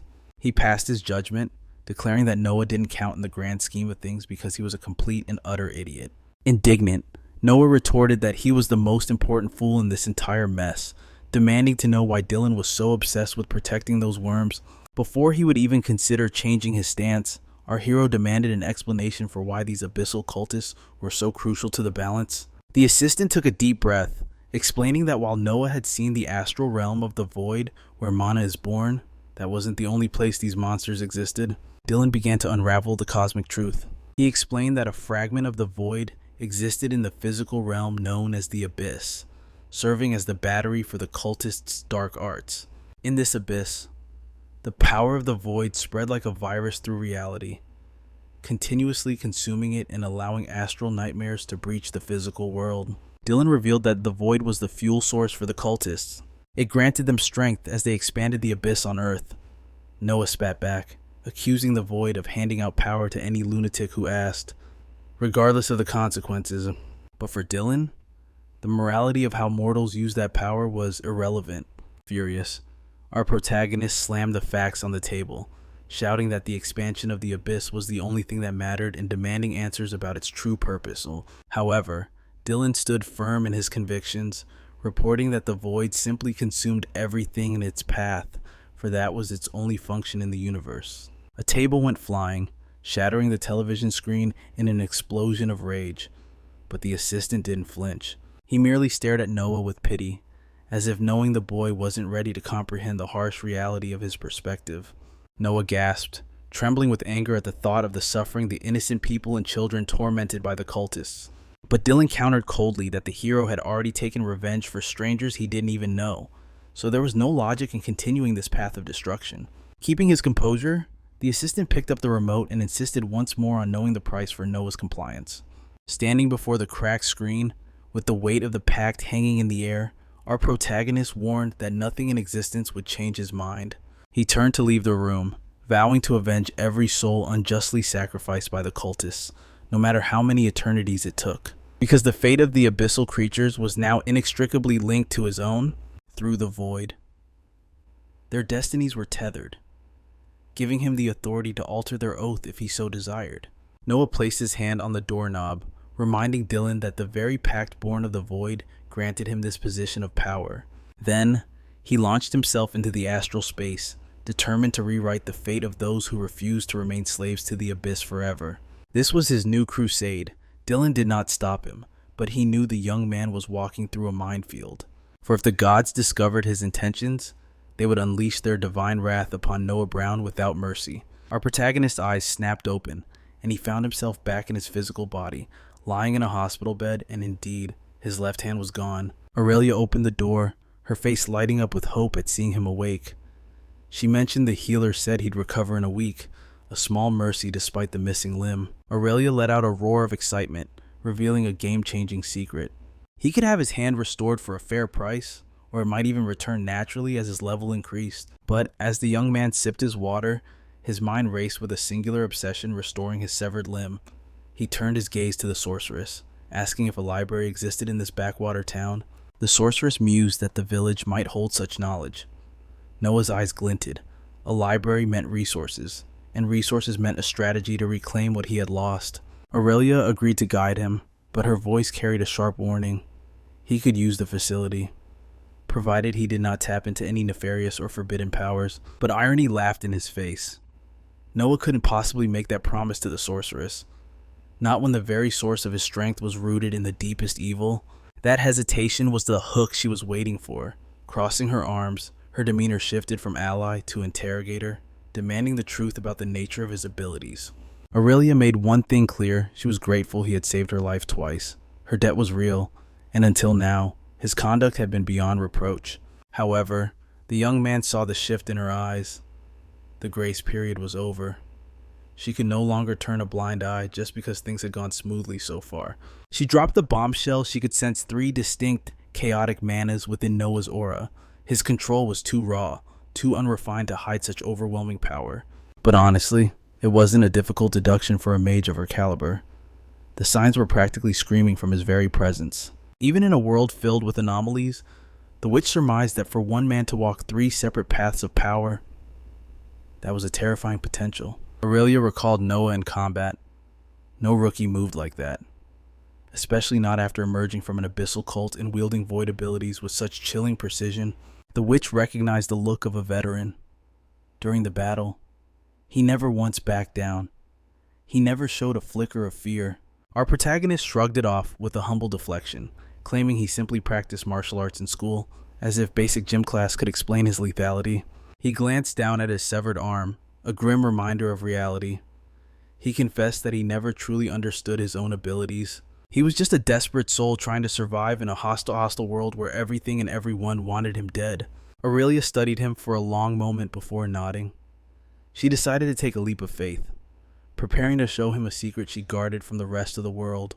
Suddenly, Aurelia's fiery mana erupted, enveloping Noah in a blazing aura. She demanded to know if he trusted her, or if she would be forced to take drastic measures. The witch revealed the stakes. She needed absolute certainty that he was safe to travel with before they took another step together. She slid a ring from her finger, explaining that this artifact was the key to their journey.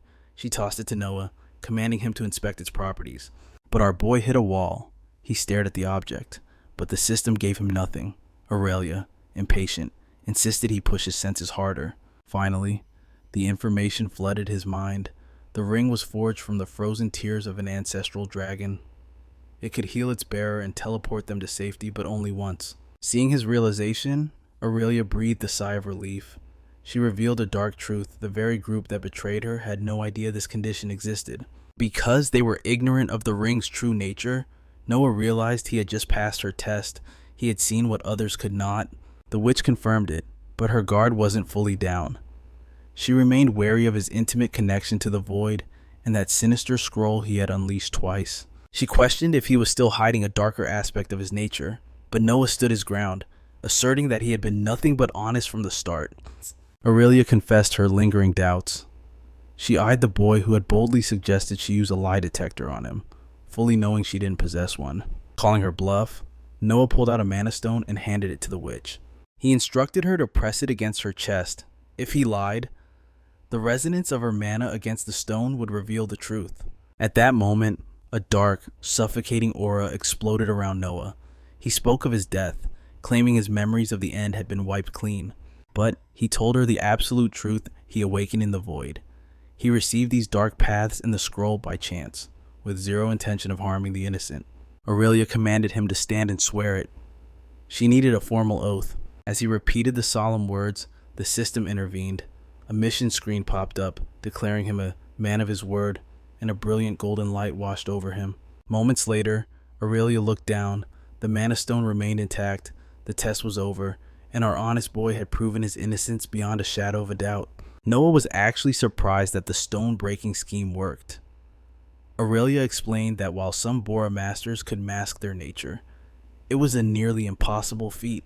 A wave of relief washed over our boy. The interrogation was finally over.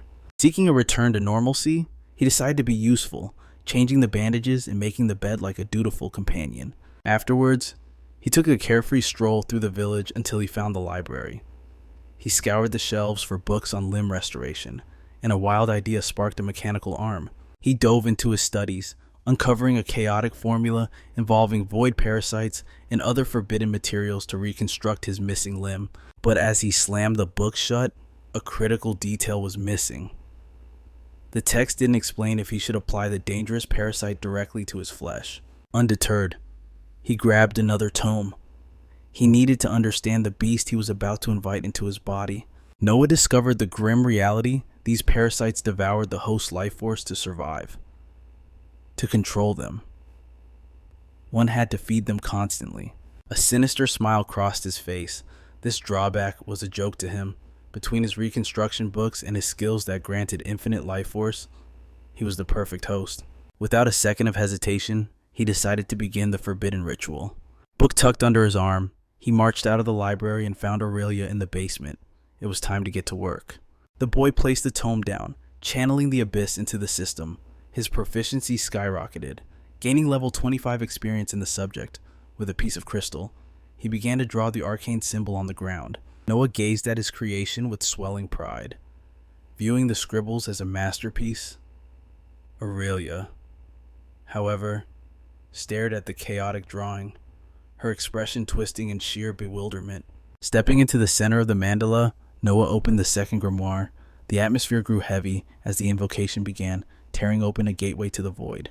The system instantly devoured the knowledge from the abyssal tome pages, detached and swirled around our protagonist, orchestrating the forbidden ritual. Meanwhile, in the depths of the endless abyss, peace was a lie. A massive predator emerged from the shadows, feasting on the helpless, lesser parasites. Suddenly, a command thundered through the astral plane. The call offered a vessel a lifeline to the physical world, demanding absolute servitude as an offering. Frenzy took over. The creatures surged toward the summon, a desperate swarm racing to claim the prize of existence before any other could. The portal shimmered, revealing glimpses of twisted horrors. But one cunning worm ignored the hierarchy, slicing through the chaos to steal the opportunity. An astral war erupted among the beasts, jaws snapping in the darkness. But the little worm dodged death, slipping through the cracks to dive straight into the rift between worlds. As it crossed over, ancient laws burned into its consciousness. Above all else, one absolute rule was forged: obey the master at all costs. Reality warped before their eyes. The entity breached the physical realm, manifesting directly in front of Noah and a stunned Aurelia. The creature writhed, sensing the power of the command. It crawled desperately toward Noah, knowing that refusal meant a one-way ticket back to the eternal darkness. It lunged where a stump had once been. The entity Tony began to reshape itself. It latched onto Noah's flesh, aiming to become his new weapon, fusing bone and sinew in a symphony of agony. System alert. The host has been infected by an abyssal parasite. Status updated. Fever level has risen by 1 point. Panic seized Aurelia. Flames erupted in her palm as she screamed for Noah to abort the ritual before the corruption consumed him. But our protagonist stood his ground. Through gritted teeth, he waved her off, wrestling to dominate the foreign power invading his body. His legs gave out as his body burned with hellish heat. The system intervened. Skill acquired pain tolerance. The torment was inhuman. He tore off his shirt as dark energy pulsed through his veins, the fever spiking to level 2 as the fusion accelerated. Aurelia rushed to him as he curled up in agony, gasping. Noah explained the truth. The parasite wasn't killing him. It was devouring his life force to construct the limb. Another wave of torture crashed through his shoulder. Noah realized his mistake. He needed external healing to fuel the transformation. Fast. He collapsed again, trembling violently, but his suffering bore fruit. The system chimed once more. Pain tolerance has evolved. Focusing his will, Noah entered a meditative trance. He forced his mind to rule over matter, triggering yet another evolution in his resistance skill. Like a grandmaster, he regulated his breathing, harmonizing with the symbiosis. The pain receded, leaving him to gaze upon his new arm, Tony, in perfect clarity. But something felt off. He couldn't fully command the limb yet. As the fever broke, Aurelia hastily shoved a healing potion into his remaining hand. He downed the elixir in one gulp, the magical energy restoring him. "Are you back with us?" the sorceress asked, her voice trembling with concern. "The pain is gone," Noah replied, but realizing the connection wasn't absolute, he decided to let the arm rest dormant for now. The limb was a work of nightmare art, rippling muscles, razor-sharp claws, and venom glands pulsated with void aura, all topped off with surprisingly cute eyes. Status update. The parasitic limb is level 6. Class change. Noah has evolved into a human symbiote. A golden glow surrounded him. The system rewarded his risk, instantly boosting all his attributes by 2 full points. As Noah marveled at his upgrade, Aurelia let out a breath she'd been holding. "I'll be honest," she whispered. "I didn't think you'd survive that." Our hero smirked. "That's why I did my homework, but even I have to admit, the results are far beyond my calculations." Noah felt invincible. The thrill of power surged through him, making him giddy like a kid waking up on Christmas morning. Aurelia, ever the pragmatist, frowned. "We need to cover that up. Walking into town with a monster part attached to you isn't exactly standard adventurer protocol," and Noah thought it looked legendary, but Aurelia couldn't get past the grotesque aesthetic. To her, it was a horror show. To him, it was perfection. Suddenly, a large eye blinked open on his palm. Noah laughed nervously. "Okay, looks like Tony and I still need to work on our coordination." Curiosity overtook fear. "Can I touch it?" Aurelia asked. Noah grinned. "Go ahead." He promised not to bite. She poked the abyssal flesh, and Tony shivered, hiding like a shy puppy. Seeing its reaction, Aurelia smirked. "All right, Maybe having a living weapon has its charms, though. High-level gear was the ultimate bottleneck for Awakened. But this, since the arm was linked to Noah's astral map, it possessed the infinite potential to evolve alongside him. Noah was itching for a test run. Let's see what this baby can do. Aurelia pointed to the wilds. Not here, unless you want to pay for property damage. They ventured deep into the outskirts, finding a secluded clearing. Noah locked eyes on a massive, ancient oak tree, the perfect training dummy. Dark aura exploded from his shoulder with a savage roar. Noah unleashed a flurry of strikes, the claws shredding the hardwood into unrecognizable sawdust, but physical force wasn't enough. He activated the venom glands, and a vile toxin hissed as it melted through the trunk, dissolving nature itself. Dissolving nature. Marred by the heavy blows he had dealt, Noah stared at his target with a chaotic madness in his eyes, a look never witnessed before. Aurelia shouted in frustration, professing that no one needed to learn to use such clumsy claws and that his movements were deeply flawed with his left hand. However, the protagonist remained completely relaxed, confident that Tony could help him refine his moves since this was merely an adaptation period. Noah was acting so silly with his new toy that he could not stop laughing just by looking at it. Aurelia simply could not fathom how someone could be so happy using a void monster claw instead of a normal hand. But for Noah, this was not about magic at all. He thought it was incredibly cool, noting that many rich people would pay a fortune to possess an arm like that.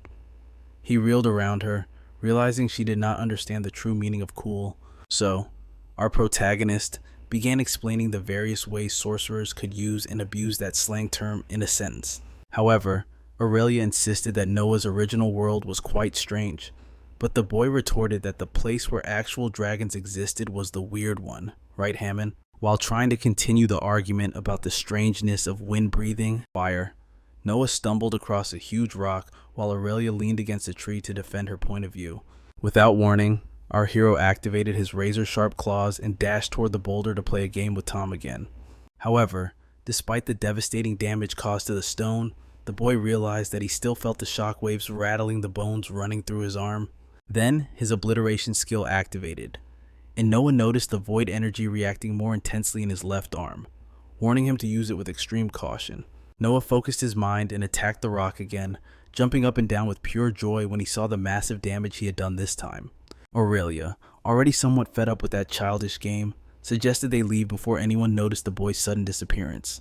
On their way back, Noah could not wipe the silly smile off his face. The girl, completely out of patience, demanded to know what was so funny. The boy made a little joke about hands, which was the final straw for Aurelia. Suddenly, the woman shot a burst of scorching fire at him to make him pay attention. But Noah was clever, instantly activating his void camouflage to escape the fiery blow. He ran off, thoroughly enjoying the situation, while the sorceress shouted that she would catch him around the next corner. Later in the tavern, Lorien and Noah were discussing the new arm. The boy was eager to know what the locals were gossiping about regarding the subject, but the wise tavern keeper suggested he pay them no mind. However, Noah's ego was so inflated that he smilingly commented that he liked the reputation of damage. He recounted that while taking a stroll, he heard the wildest assumptions from the villagers about how he acquired such beauty. Then, taking advantage of the dark mood, he admitted to giving the people a little scare to confirm their grim expectations, eliciting hearty laughs in that relaxed chat between the old man and the boy. Lorien asked how long Noah planned to stay in the village, and the protagonist replied it would be about 2 days until Aurelia organized the logistics. The man commented that he found it strange for the woman to be in charge while Noah took a sip from his mug, knowing he could not turn off his life force consumption because of Tony. But after refreshing his dry throat, he justified that it was better to have Aurelia in control than to end up getting lost and dying out there alone. Noah showed a list to Lorien and asked if he could assist him in gathering the items. But the man, indignant upon reading the content, asked if the protagonist intended to summon a demon. However, he felt relieved when the boy explained that it was just for acquiring new skills, and he handed a mana stone to Lorien to procure the items as soon as possible. The tavern keeper shook his head negatively, prompting Noah to hand him more stones, promising even more by the end of the day. And so, he left the inn with empty pockets but a bright smile on his face. Later, a boy brought a cart to our protagonist, saying his boss had not found all the items, but everything was listed nicely. Noah descended the basement stairs with his trinkets while Aurelia stared at him, still fuming about the mess he had piled on her that morning. The boy asked for a little help, but the sorceress pretended it was not her problem, and Noah found it amusing how she tried to punish him with silence. Aurelia eventually eyed the bunch of things on the shelves and asked what the boy intended to do with those strange materials. And Noah, pleased by her interest, told her he was going to conduct some tests with his abilities, jokingly noting that no bunnies were harmed during the recordings. Noah opened his inventory system and asked Aurelia to watch closely from the sidelines. But the little bunny did not seem very confident seeing the somewhat crazy expression of our fighter-turned-alchemist. Noah grabbed a jar of black stones and tossed one into the air. But when he caught it back, he automatically entered the void dimension, a feat that surprised even the carrot eater. And when he returned to Aurelia's side, he discovered that he could teleport objects. But Noah was ambitious and wondered how much more he could take to the other side. Noah continued his rigorous tests, now with his hands full of stones, attempting to transport all of them into the void. He announced the start, but noticed something strange happening to his body during the trip. Upon returning, he mentioned feeling an inexplicable tension, even while trying to read a book in a relaxed manner. Our protagonist cracked open the system interface, depositing stones into his subspace to free his hands. He realized that clutching the rocks physically was choking his ability to flow, making travel cumbersome. Another test run, and a grin spread across his face. Carrying loot in the inventory was the key to total mobility. Time for the next phase. He grabbed an iron bar, activated Blink, and dropped it to return while balancing on the metal. Noah shifted dimensions again, surfing on the bar to test his equilibrium in the space between worlds. Sitting in a lotus position, he drifted through the void, experimenting with new ways to ride the object. It was fascinating to observe that even while he inhabited the shadows, the bar continued to float in the physical realm. He returned with a solid conclusion he could only teleport himself and the specific object he was gripping. Whistling a casual tune, he cycled through his inventory, tossing trinkets aside until a small box appeared in his hand. Noah filled the box with stones, kicked off his shoe, and tried balancing it on his foot mid-blink, but the item stayed behind. He turned to Aurelia. The laws of his power clear, he could only transport what his hands were actually holding.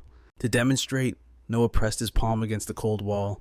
If he tried to warp the whole house, it would fail. He couldn't channel enough mana to engulf such massive structures, a logic Aurelia accepted immediately. He surmised this was a hard restriction, a rule woven into the very fabric of the astral universe. Aurelia mused that other powers might exist without such limits. Noah merely exchanged a glance with the frightened little bunny in the corner. It was time for a live subject.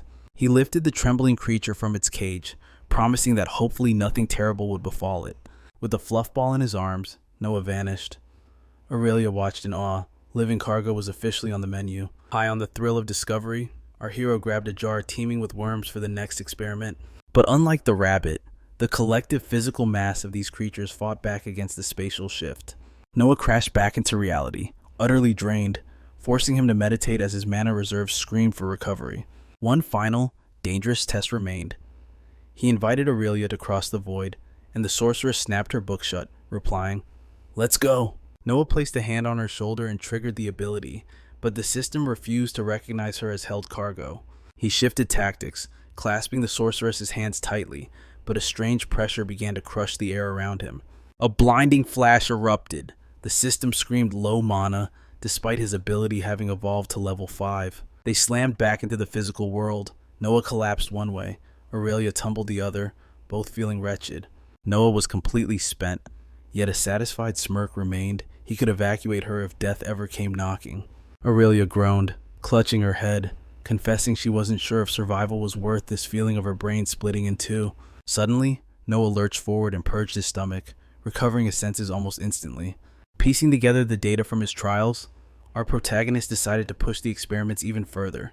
He opened the inventory to store the stones individually, noticing that the storage space itself was a parasite on his mana.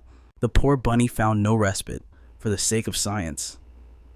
Noah tossed the pet into the dimensional void. He waited, letting the minutes tick by while Aurelia remained engrossed in her reading. Finally, he retrieved the rabbit. It was alive, suggesting either oxygen existed inside or the creature had entered a time freeze. Emboldened, Noah turned to the sorceress and asked if she wanted to film the inside of his inventory, too. Aurelia looked at him with pure indignation. even as Noah pointed out that the rabbit had returned without a scratch. The mage stood her ground like a stone wall, unmoved by our hero's insistence. He tried again, promising a quick trip, but as her fury began to rise, he backed off, demanding only the reason for her refusal. She finally whispered the truth. It must be pitch black inside that void. It clicked. The master of fire was terrified of the dark. Noah nodded, hiding his amusement, and explained his theory that time likely stopped inside, making the darkness instantaneous. Nonchalantly, he tried one last gambit to sway her. He argued that if she were ever critically wounded, this dark void could be the sanctuary that saves her life. It was a matter of survival. She couldn't afford to be dead weight, and he needed to understand the mechanics of her safety. The logic was ironclad, Aurelia sighed, steeling herself to accept the challenge. But she had one condition: she would pull him back instantly, or he would taste the true terror of her fist. Noah stashed the bunny away and grabbed Aurelia by the arm, channeling his inner trainer. Fire Witch, I choose you. Access denied. The system screamed that capacity was exceeded. Noah collapsed, gasping for air as that single attempt with Aurelia drained nearly every drop of his mana. However, through the exhaustion, a realization struck him. The inventory had activated, even if just for a second. That meant storing a living person was possible if the need arose. Aurelia, sensing his dangerous thoughts, backed away slowly. She prayed it would never come to that. She returned to her manuscripts, but Noah's mind was racing with a new experiment. He needed to test the speed of his obliteration ability on some loose stones. He noticed something peculiar. The hand connected to Tony executed the command with terrifying speed compared to his normal side. Noah channeled the energy of the void into a pebble and slammed it down. Boom! A massive crater blasted open in the floor. Inspecting the destruction, the boy wondered why his skills lacked a fixed mana cost. Aurelia explained the mechanics. There was a minimum activation cost, but a skilled user could bypass it with partial activation. Noah nodded, absorbing the logic while pulling the rabbit out of his hat, or rather, from the inventory. Staring at the fluffy creature, he confirmed his theory. Time truly stood still inside that dimensional space. He released the little beast, and it happily bounced straight into Aurelia's welcoming lap. Even the sorceress couldn't resist. She stroked its fur, her soft gaze proving that animals always sense a kind soul. But Noah ruined the mood by pointing a dagger at the creature. He asked Aurelia to hold it tight. For the sake of science, he had to hurt it just a little. The girl shielded the pet instantly, her eyes screaming, "Touch him and I will skin you alive, you clumsy fool." The protagonist pleaded his case. He had to verify if his blood possessed healing properties. If it failed, she could simply use a potion to save it. Reluctantly, the sorceress agreed. Noah whispered a promise to the fluffy one that the pain would be fleeting. He made a small incision on the rabbit's leg. The poor thing wobbled, growing dizzy in Aurelia's arms. Swiftly, Noah sliced his own hand, Tony's hand, and let the crimson drops fall onto the wound. To everyone's shock, it worked miraculously. Noah stared at his palm in disbelief. Meanwhile, the pet leaped from Aurelia's lap, desperate to lick more of Tony's red milk. Aurelia's expression darkened. She warned Noah never to reveal this ability, but the boy was too distracted by the bloodthirsty bunny to ask why. The sorceress made it clear. He was now a walking elixir of life. If he didn't want to be chained up and milked for health potions, he had to keep his mouth shut. Sobered by the thought, our healer vowed silence, but down below, the bunny was still begging for another taste of that iron-rich nectar. Aurelia cut the moment short. It was time for the creature to leave. She released the pet back into the forest.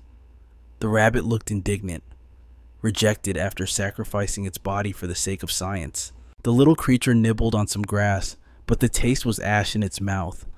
Ordinary food was no longer enough. Consumed by a dark craving for red milk, it hopped away.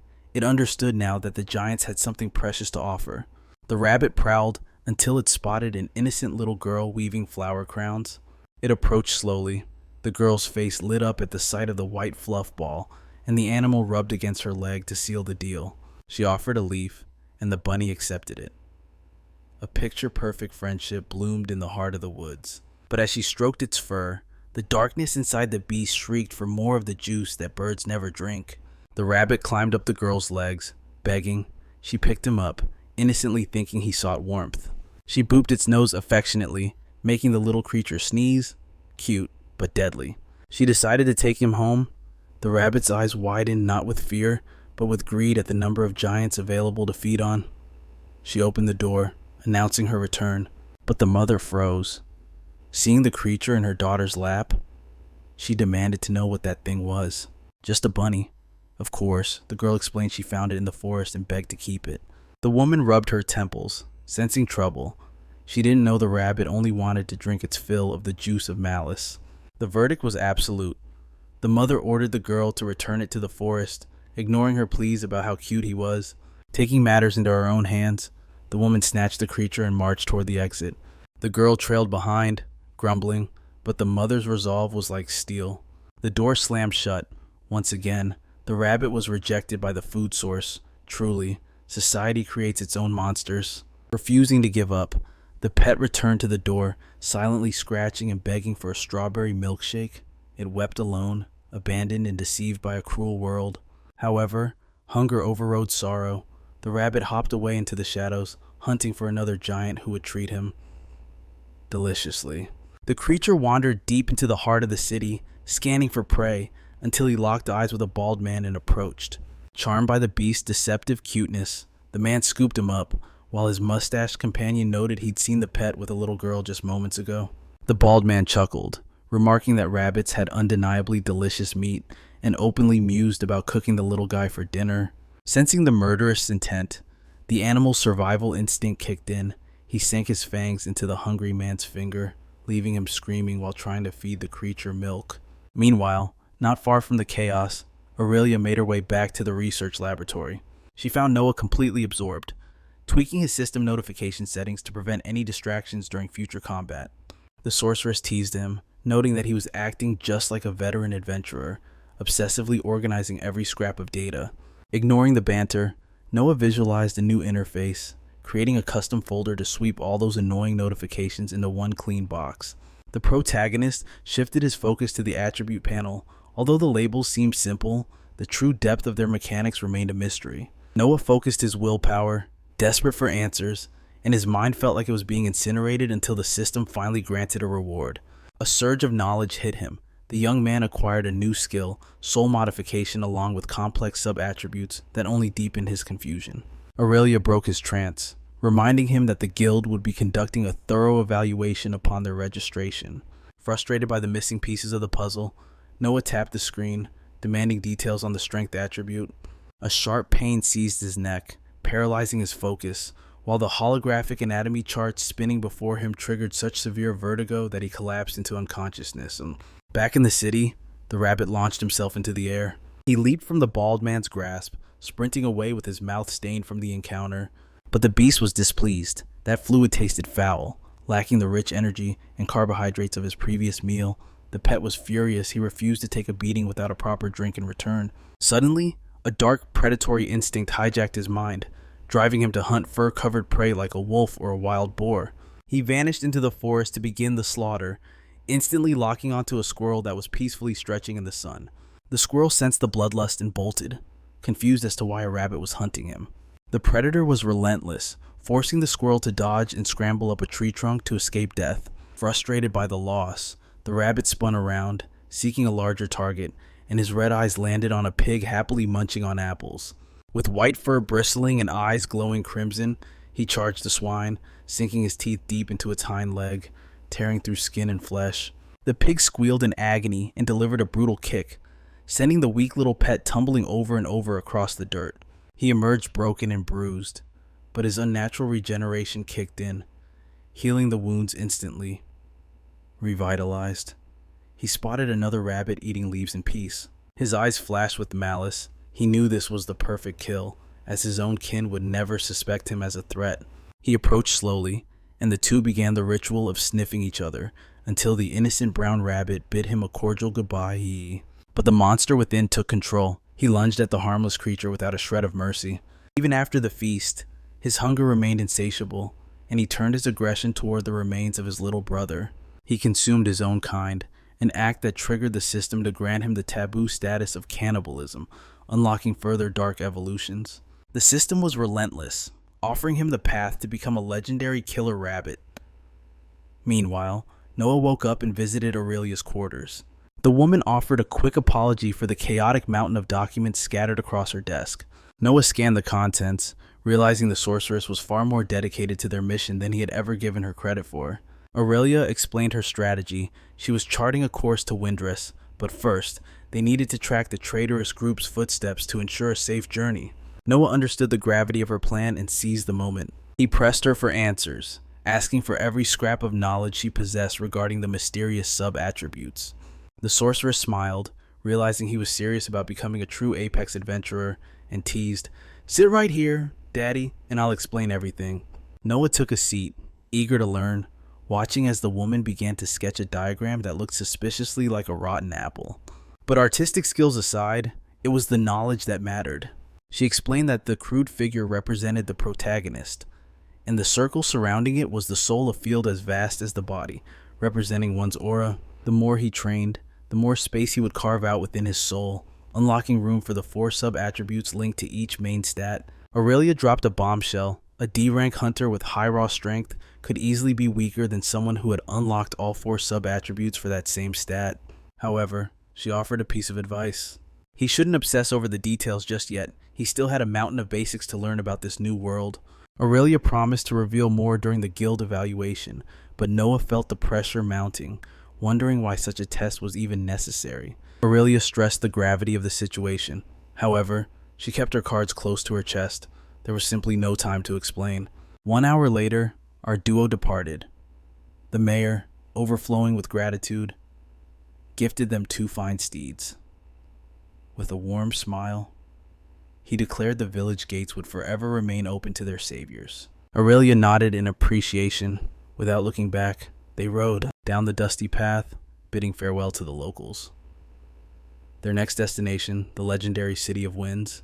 The twin suns blazed overhead like unforgiving eyes. Noah felt like he was being cooked alive in his armor. He begged for a respite, but Aurelia was ruthless. Time was a luxury they did not have. "Why is the day suddenly an oven?" Noah groaned. Aurelia explained the celestial cycle. The suns drew closer every 15 days. She basked in the heat, claiming it was perfect, while our hero prayed for a cryomancy skill to manifest. A smirk played on Aurelia's lips. She noted that with enough constitution points, even this inferno would feel like a breeze. But right now, Noah just wanted to survive. The climate of this world was chaotic. One moment, they were in a lush forest. The next, they were traversing a wasteland rivaling the Sahara Desert. Aurelia revealed a fascinating truth. The environment itself bowed to the strongest entity in the region. That explained the unnatural dryness. As Noah shielded his eyes from the glare, the sorceress explained that Windrest resonated with the element of air. The boy sighed, wishing for a land with fewer solar mana stones radiating heat. His misery drew a hearty laugh from the mage. She warned our rookie to stay hydrated, but she promised a break soon, allowing the poor guy to cool off. Noah, practically melting, chugged water from his canteen like it was the elixir of life. Suddenly, Aurelia's gaze sharpened. She spotted movement on the horizon. Noah, dizzy from heat stroke, could barely see straight, but he heard the command, "Faster." The 2 kicked their horses into a gallop, racing toward a lone carriage ahead. They pulled up alongside the traveler. The coachman greeted them with a cordial smile, asking if the guild had finally sent reinforcements. Noah and Aurelia exchanged a knowing look. The sorceress clarified they were merely passing through to Windrest. However, she sensed trouble and asked what plagued the road.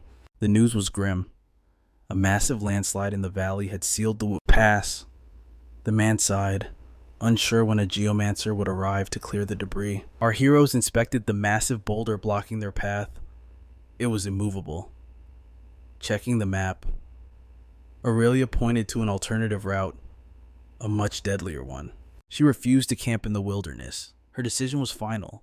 They would push through the night. Noah stared at her. Traveling this terrain in the dark, it bordered on insanity. Even the coachman gasped when they chose the Serpent's Grove. Noah had to ask, aside from the terrifying name, what was wrong with the place? The man's voice dropped to a whisper. Rumors of a colossal worm haunted that area. He begged them to reconsider, even if they were seasoned adventurers. Aurelia scoffed. She sensed 0 mana fluctuations in the area, no wyvern, let alone a worm.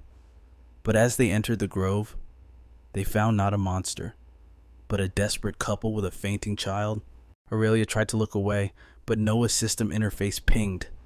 It identified the man as a sculptor pleading for help. The father's voice cracked. His son was critically ill. They needed to reach Windrest immediately. He swore to reward the heroes with everything he had. Noah confirmed his identity.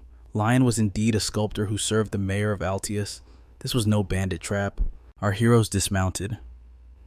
When asked about the affliction, Lion revealed the harsh truth. Only a rank C healer or higher could snatch the boy from the jaws of death.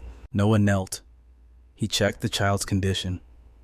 The boy was burning up, his life force fading fast. Aurelia saw the look in our protagonist's eyes. She knew that look, immediately.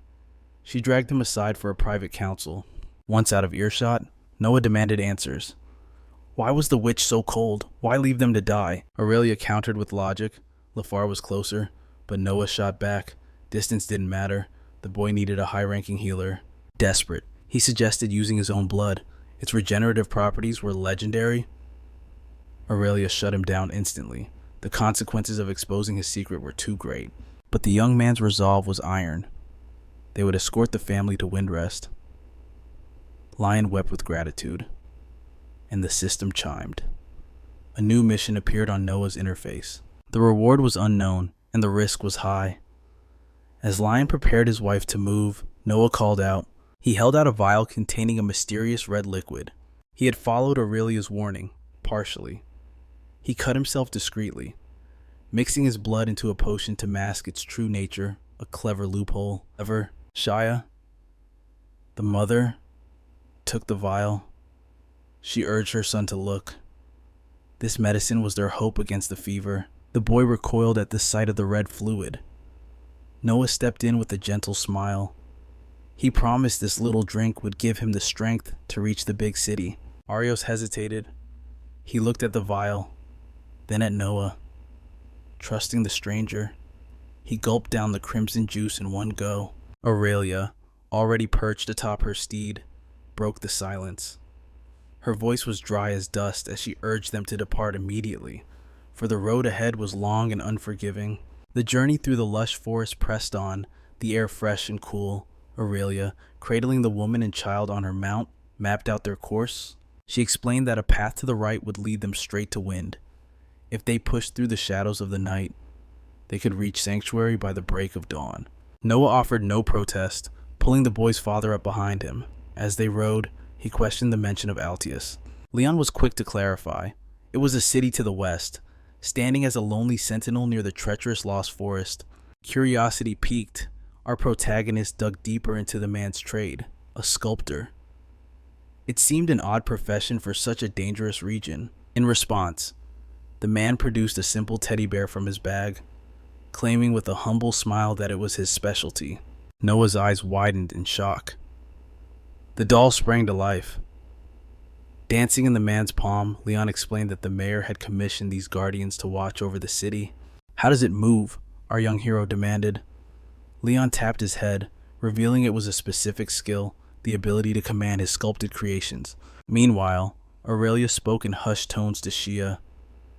Ranked sea healers were a rarity in these lands, and their divine touch commanded a fortune. The woman confessed they had reached out to a group boasting such a healer, desperate for any aid they could find. A shadow of worry crossed Aurelia's face.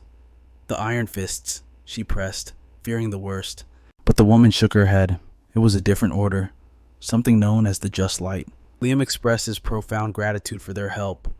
Young Arios had been fading for over a week, and they were out of options. His hands trembled violently as he spoke. A dark rumor was spreading, a curse or plague, claiming the children one by one. Rage flickered in Noah's eyes at the news. Leon added grimly that even the elders were succumbing to this mysterious affliction. Shia, a midwife by trade, revealed the horror she witnessed. Every infant born in the last month was frail, and the people were drowning in despair. Leon's voice grew heavy with anger. The abyss. Cultists were moving in the shadows, their dark church spewing forth more priests than ever before. Noah and Aurelia exchanged a knowing glance. They recognized the signs of the encroaching darkness all too well. Shia whispered her desire to flee once the sickness passed, but Lee reminded her of their debt. They could not abandon the city after the mayor's kindness. Suddenly, the world shifted. The sun was swallowed by an unnatural, suffocating darkness. Noah looked skyward, the eyes of the void, Hunter flaring to life as he scanned the heavens. Aurelia instantly summoned flames to her hand, praying her instincts were wrong, but then a chilling voice echoed through the trees, freezing them in place. "Run!" the witch screamed. They spurred their horses into a desperate gallop, tearing through the forest. But Noah, driven by instinct, cast a glance backward. The system flashed a red warning a zombie bear was hunting them. They fled until the horses suddenly froze in terror. "Is this darkness normal?" Noah demanded. "No," Aurelia hissed. "Something is wrong." She leaped from her saddle to the high branches, scanning the horizon before screaming for them to move immediately. Even with his hunter's vision, Noah struggled to comprehend the nightmare unfolding before his eyes. Aurelia dropped back down, her face pale. Her worst fears were being realized in real time. "Leave the mounts," she commanded. "We run on foot." She slapped the beast's flank, and Noah and the others bolted into the shadows. Adrenaline pumped through their veins as the adventurers sprinted down the road in the opposite direction. Between gasping breaths, Noah asked what was happening. "An eclipse," Aurelia replied, her voice tight with fear. Noah moved to look up at the phenomenon, but Aurelia struck him hard with her elbow. "Don't look up, you idiot." "Why?" the protagonist demanded. Aurelia explained that when the celestial bodies align, true night falls, and the rules of the world change. Elsewhere, a harmless rabbit transformed into a slaughterer under the eclipse's gaze. The observer had cast his eyes upon the world. The creature accepted the system's prompt, and an evil spirit instantly consumed its soul. Fiery eyes met the gaze of darkness. The new servant was commanded to instill madness in anyone who crossed its path. The sinister rabbit stood corrupted, a vessel for the madness of the observer. "As long as the eclipse lasts, the monsters will frenzy," Aurelia warned, her grip tightening on Noah's arm. "The zombie hordes are returning." They needed a sanctuary, and they needed it now, before they became prey. In the eclipse, survival meant one thing: never look back, eyes forward, alert to the horrors lurking just ahead. The hero's escape continued, while high above, the observer judged the souls of all he could reach. The system screamed danger at Noah. He wondered if the others felt this crushing pressure, this overwhelming dread. The observer demanded to be seen, a siren call to the eyes. Noah fought the temptation until Aurelia sensed a presence nearby. "Protect the family," she cried. With a warrior's cry, Aurelia unleashed a torrent of flames. A massive zombie bear lunged from the darkness, meeting her fire with savage fury. Aurelia unleashed a barrage of strikes, but the beast stood firm like an iron fortress. Noah held the rear guard, with the hungry gaze of the void activating. He drew his twin blades and commanded the family to run for their lives. Suddenly, a stealthy serpent launched an ambush from the shadows, but Noah's senses were already screaming. With a flash of steel, he bisected the creature in a single, lethal motion. While Aurelia kept the zombie beast at bay, Shia was too focused on the battle to notice the danger crawling through the dirt behind her. A rotting corpse lunged, its icy, putrid fingers clamped around her leg. Shia screamed in terror, clutching little Arios tight as she struggled against the monster's grip. Noah moved like lightning. He hurled a dagger with surgical precision, executing the zombie instantly. He caught Shia as she stumbled, but the damage was done. The infection was already spreading from her ankle. Realizing the gravity of the situation, the protagonist didn't hesitate. He sliced his own palm, offering his blood to halt the transformation. He placed Tony directly onto the wound, commanding the entity to purge the infection and heal her. Meanwhile, Leon revealed his hidden strength. He infused mana into his teddy bear, expanding it into a giant battle golem to clash with the zombie beast. The pain in Shia's leg faded, supported by Noah. She regrouped with the others while Aurelia and the giant bear finished off the monster. But there was no time to rest. Dark silhouettes gathered on the horizon, and the sorceress felt a chill of absolute dread. The horde approached with unmatched acrobatic grace. Aurelia vaulted onto the giant bear's back, pulling Noah and the family up with her. They thundered across the wasteland. Liam pointed toward a sanctuary in the distance, and Aurelia rained fire upon their pursuers as they raced toward the sculptor's cave. The undead burned to ash with every blast, but one agile zombie leaped, The rotting face of a young man filled Noah's vision as he was knocked from the mount. Noah struggled against the rabid creature, but suddenly, the zombie's head was engulfed in Aurelia's cleansing flames. Seizing the opening, our hero activated Blink, vanishing in a blur of motion. He materialized back on the giant bear, safe behind the family. The group stared at him in shock. Aurelia demanded to know if he was bitten, but the protagonist assured them he was clean. They skidded to a halt inside the cave entrance, Noah nearly tumbling off, but as they scanned the refuge, Aurelia realized the zombies had stopped chasing them. A cold drop of sweat rolled down Leon's face as the terrifying realization hit him. He knew what this hiding place actually was. Deep in the shadows, a colossal form with glowing eyes began to stir. The massive creature shifted in the darkness, its presence so overwhelming that Aurelia didn't even sense the danger until it was too late. Cornered between the undead horde and the abyss, Aurelia was paralyzed by a primal fear. The great dragon serpent revealed itself, radiating an aura of absolute terror. The pressure was suffocating. For the first time, Noah felt the cold grip of hopelessness. He couldn't win this. Their bodies refused to move. The mages struggled against the dragon's dominance, while little Iros burst into tears, his fragility shattering the tension. The dragon slithered from its den, sniffing the petrified heroes with predatory curiosity. Despair swallowed them whole. Noah cursed his weakness, unable to protect the child, but then his eyes widened at an impossible sight. The dragon lowered its head, and Eros gently patted its snout.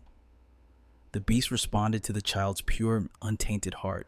In a moment of grace, the dragon gifted the boy a scale, washing away the magical fear that bound them. Relief crashed over Noah like a tidal wave. The beast returned to its nest to guard its egg, granting them sanctuary until the eclipse passed. Noah and Aurelia exchanged looks of disbelief. They had been saved by the dragon's maternal instinct. Silent and grateful, they remained hidden in the shadows until the twilight faded and the world returned to normal. When the coast was finally clear, they exited the lair to set up camp, with Leon volunteering to gather firewood. Noah gazed up at the sky, grounding himself in reality. His skill, touch of destiny, activated. His luck stat had increased. This world was becoming part of his soul. Exhaustion finally took him as they settled in for the night, only waking when Aurelia shook him for the guard shift. The protagonist stood up, stretching his limbs. He felt completely restored. Leon watched him, noting that Noah's constitution stat must be incredibly high. In this world, recovery speed was tied to stats. The higher the constitution, the less sleep a warrior needed to reach peak condition. Curious, Noah asked if the sculptor ever slept. Leon smiled, holding up the shrunken teddy bear. I take short naps. The sculptor explained that his golem, Cub, took damage during the escape. He preferred to use his rest time to repair his masterpiece. Noah admired the craftsmanship. Leon revealed that Cub was his very first creation, granting him total control over its size and power. The invention sparked a strange curiosity in our protagonist. He simply had to know, could a being without life still suffer the agony of pain? Leon chuckled at the concern, finding it amusing. But he quickly assured the young man that the doll felt absolutely nothing. However, a softness entered his eyes. He imagined that if he kept Cub in this larger form, he could perhaps offer the creation a better existence. Noah realized the man cared deeply for the little one. Leon blushed slightly at being read so easily, but then he confessed his true ambition to craft a sculpture so perfect it would be indistinguishable from reality. Noah, his mind already drifting to his own battles with the void, asked a heavy question. Was such a feat truly possible? The sculptor admitted that it was likely impossible, but with a determined fire in his eyes, he swore he would never stop trying to reach that divine level. Shifting his focus, Noah pulled up his system interface. A grin spread across his face as he saw the beautiful notification his attributes had evolved. He slid his finger across the holographic screen, hungry for details. He scanned the new skills until his eyes landed on a prize. Resistance to terror had ascended to level 3. Noah instantly recognized it. This was the reward for surviving the nightmare encounter with the cave dragon. Without hesitation, he integrated the skill into his status. The experience bar surged forward, drinking in the new power. Noah celebrated the attribute boost like a championship victory, but suddenly, his body betrayed him. A violent tremor seized his limbs, freezing him in place. Leon slapped a hand to his face, sighing at Noah's sheer naivety. The boy was lost in suspended screens. ignoring the physical toll of systematic evolution. The sculptor stepped in, urging Noah to rest immediately, but our stubborn hero insisted he was fine, even as his body shook uncontrollably. Leon, however, wasn't having it. He shut down the stubbornness with hard facts. The sudden spike in aura had created a critical overload in Noah's body. Noah tried to stand his ground, but the pain was intensifying. Seeing this, Leon compromised. At least try to meditate. I will stand guard. Our hero gritted his teeth, struggling to rein in the agony. Slowly, he forced his breathing into a rhythm, sinking deep into a meditative state to balance the chaotic energies. It worked. A notification chimed. Mana regeneration evolved to level 2. His energy reserves began to climb, steadily restoring until they hit 100%. Leon kept a vigilant watch over the young warrior. Seeing Noah's breathing stabilize, the sculptor finally relaxed. Once the crisis passed, Leon decided it was time for a lesson. He explained the correct scale for distributing attributes, ensuring Noah wouldn't short-circuit his own body again. Noah rubbed his chin, absorbing the wisdom. He turned back to the system, selecting a new option, channeling mana to observe life force. Whoosh! In an instant, his vision shifted. A vibrant, emerald aura erupted from every direction, engulfing his senses in raw power. As the intensity faded, he returned to normal sight. He found himself staring intently at one of the sleeping bags. There, Hisha and Arios lay sleeping, clutching the dragon scale. Noah realized with a start that the massive surge of energy was radiating from that single item. Noah whispered, asking about the boy's condition. Leon replied with relief that the fever had almost vanished. Hope was finally returning to the father's eyes. The protagonist offered a piece of advice: keep that scale hidden. It pulsed with too much life force to be left exposed. Leon nodded, revealing his plan to craft it into a necklace and leave the remaining shards with the boy for protection. The sun rose on a new day. The three warriors stood ready, prepared to face the road once more. The eclipse had ended, and the monsters were exhausted from their frenzy. Aurelia calculated they could reach the city of Windrest before the next dawn. Leon stepped away to wake his wife and child, seizing the moment. Noah turned to the sorceress, asking if she was truly all right. Aurelia tried to mask her worry, claiming everything was in order, but the cracks in her composure were visible. She confessed the truth. The encounter with the dragon still haunted her. She was disturbed by the sheer luck required to escape such a beast alive. Meanwhile, Leon went to wake Hisha with a strange energy. He cast a sidelong glance at the heroes before telling his wife it was time to move out. The sculptor took the dragon scale from his son. For precaution, he said, tucking the powerful artifact away. They resumed their journey, but Noah couldn't shake a bad feeling. Aurelia's strange demeanor weighed heavily on his mind. The next day, a breathtaking sight awaited them. A massive city, protected by towering walls. Above it, men soared through the sky on winged mechanisms. Noah stared in pure astonishment. Are those giant eagles? He wondered aloud. Aurelia smiled, explaining the magic. Feathered gliders, she corrected. They utilized wind mana, allowing the pilots to traverse vast distances effortlessly. The sorceress described the sensation of flying as wonderful. She promised to teach Noah the art of flight the moment they entered the city. But as they approached, our protagonist noticed a problem. There was no gate. He asked if they were on the wrong side of the fortress. Aurelia simply pointed to the wall. There, a moving platform defied gravity. Noah stood dumbfounded at the sight of an elevator in this world. They boarded the transport. Noah looked around like a child in a theme park, gazing upward. Suddenly, the elevator shot up, and our brave boy unlocked a brand new fear of heights. Managing to compose themselves, they reached the summit. The view from the top of the wall was spectacular. As they stepped into the city, Aurelia realized a snag. She wasn't carrying her adventurer's badge. They would have to navigate through security manually. As they walked, Leon called out to the adventurers. With deep gratitude, he handed them several C-rank mana stones, a generous reward without any specific conditions. Hisha joined in, bowing to the heroes. She began to express her heartfelt thanks for saving their family, and confidence radiated from the group, fueled by Arios' recovery as he sat in her lap, utterly enchanted by the city lights. Noel and Aurelia stared in disbelief at the mana stones. Even the veteran sorceress had to admit this payment was a fortune fit for a king. Leon offered a contented smile. begging them to accept it graciously. Words alone could never express the depth of his gratitude for their salvation. At the city gates, the inspection began. Noah stepped forward, placing his right hand over the identity stone for judgment. As the rock hummed with a mystical glow, the guard narrowed his eyes. He demanded to know if Noah served one of the 3 dark cults, but the boy firmly denied it. Scribbling down the details, the guard probed for a criminal past. Noah denied that as well. His record as clean as a fresh slate. Clearance granted. He stepped inside, only to find Aurelia cloaked in shadows, her identity hidden from prying eyes. Suddenly, ding, the system updated, mission complete, rewards flooded in, and Noah wasted no time, diving straight into his profile status. Aurelia watched in dismay. The boy was glued to his screen, or rather, the system interface ignoring the magnificent world around him. A notification chime signaled a new treasure. It was a dimensional pocket, a high-grade inventory vastly superior to his old storage methods. They paused before a grand balcony. Noah's eyes burned with eagerness for the title of adventurer, swelling his master's heart with pride.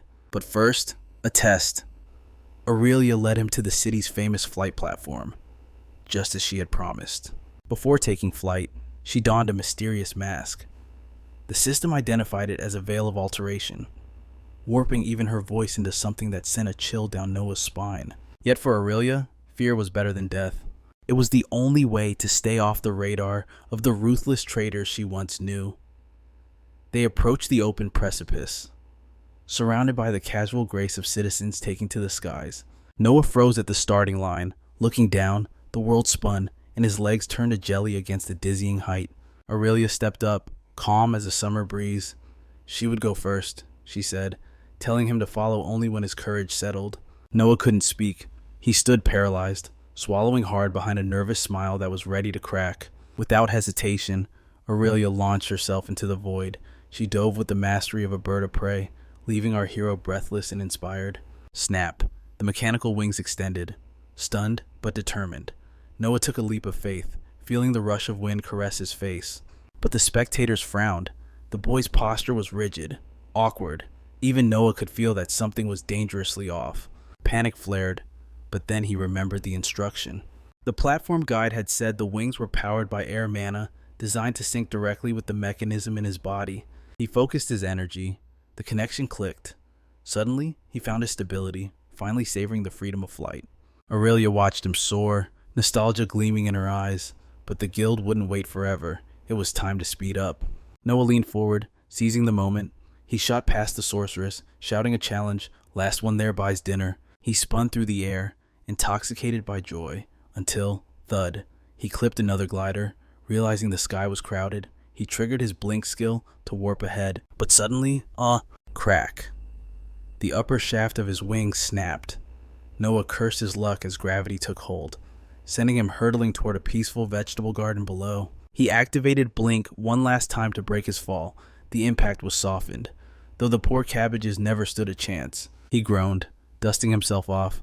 Messy, yes, but at least he was still breathing. Dusting off the chaos, our heroes arrived at the guild, but before they could knock, a blood-curdling scream erupted from inside. Whoosh! A body went flying out the door. If Noah hadn't blinked instantly, he would have been knocked down like a bowling pin. Aurelia watched the thug kiss the pavement. Then, a massive, muscle-bound lizard man appeared, barking at the trash to get lost. Aurelia face-palmed, a groan escaping her lips. Fate was cruel. That CrossFit-obsessed brute was none other than the guildmaster. The giant lizard loomed over them, demanding their business. Noah didn't flinch. He explained that Aurelia had brought him to register. With a sigh, the sorceress stepped forward, revealing her true identity. The brute grinned. He roared a name with a voice that shook the walls, announcing fresh meat in the hall. Then, in total contrast to the monster, a tiny, adorable girl appeared to welcome them. Noah looked down and down. She barely reached his waist. She flashed a bright smile, inviting the protagonist inside. Noah followed the little legs, but froze. The main hall was littered with burly adventurers sprawled across the floor like corpses. The girl giggled, telling him not to worry. It was just training day with the leader. 5 minutes of friendly sparring was all it took. She assured him they weren't dead, just regretting their life choices and too tired to stand. Noah didn't find the carnage particularly funny. He approached the counter, where Lil asked if he knew the registration protocol. Our protagonist shook his head. He looked at the tiny receptionist, wondering if she could really handle the paperwork. She might have looked youthful, but do not let that fool you. The half-celestial standing there had walked this earth far longer than any human. Aurelia cut through the boredom of the registration line, asking for a replacement adventurer's plate after losing hers during that chaotic campaign with the Iron Fists. The receptionist paused, blinking behind her glasses, and asked for just a moment to verify the credentials in the archives. She walked over to the towering bookshelf, scanned the records, and confirmed that a reissue was possible for a fee of 12 level F mana stones.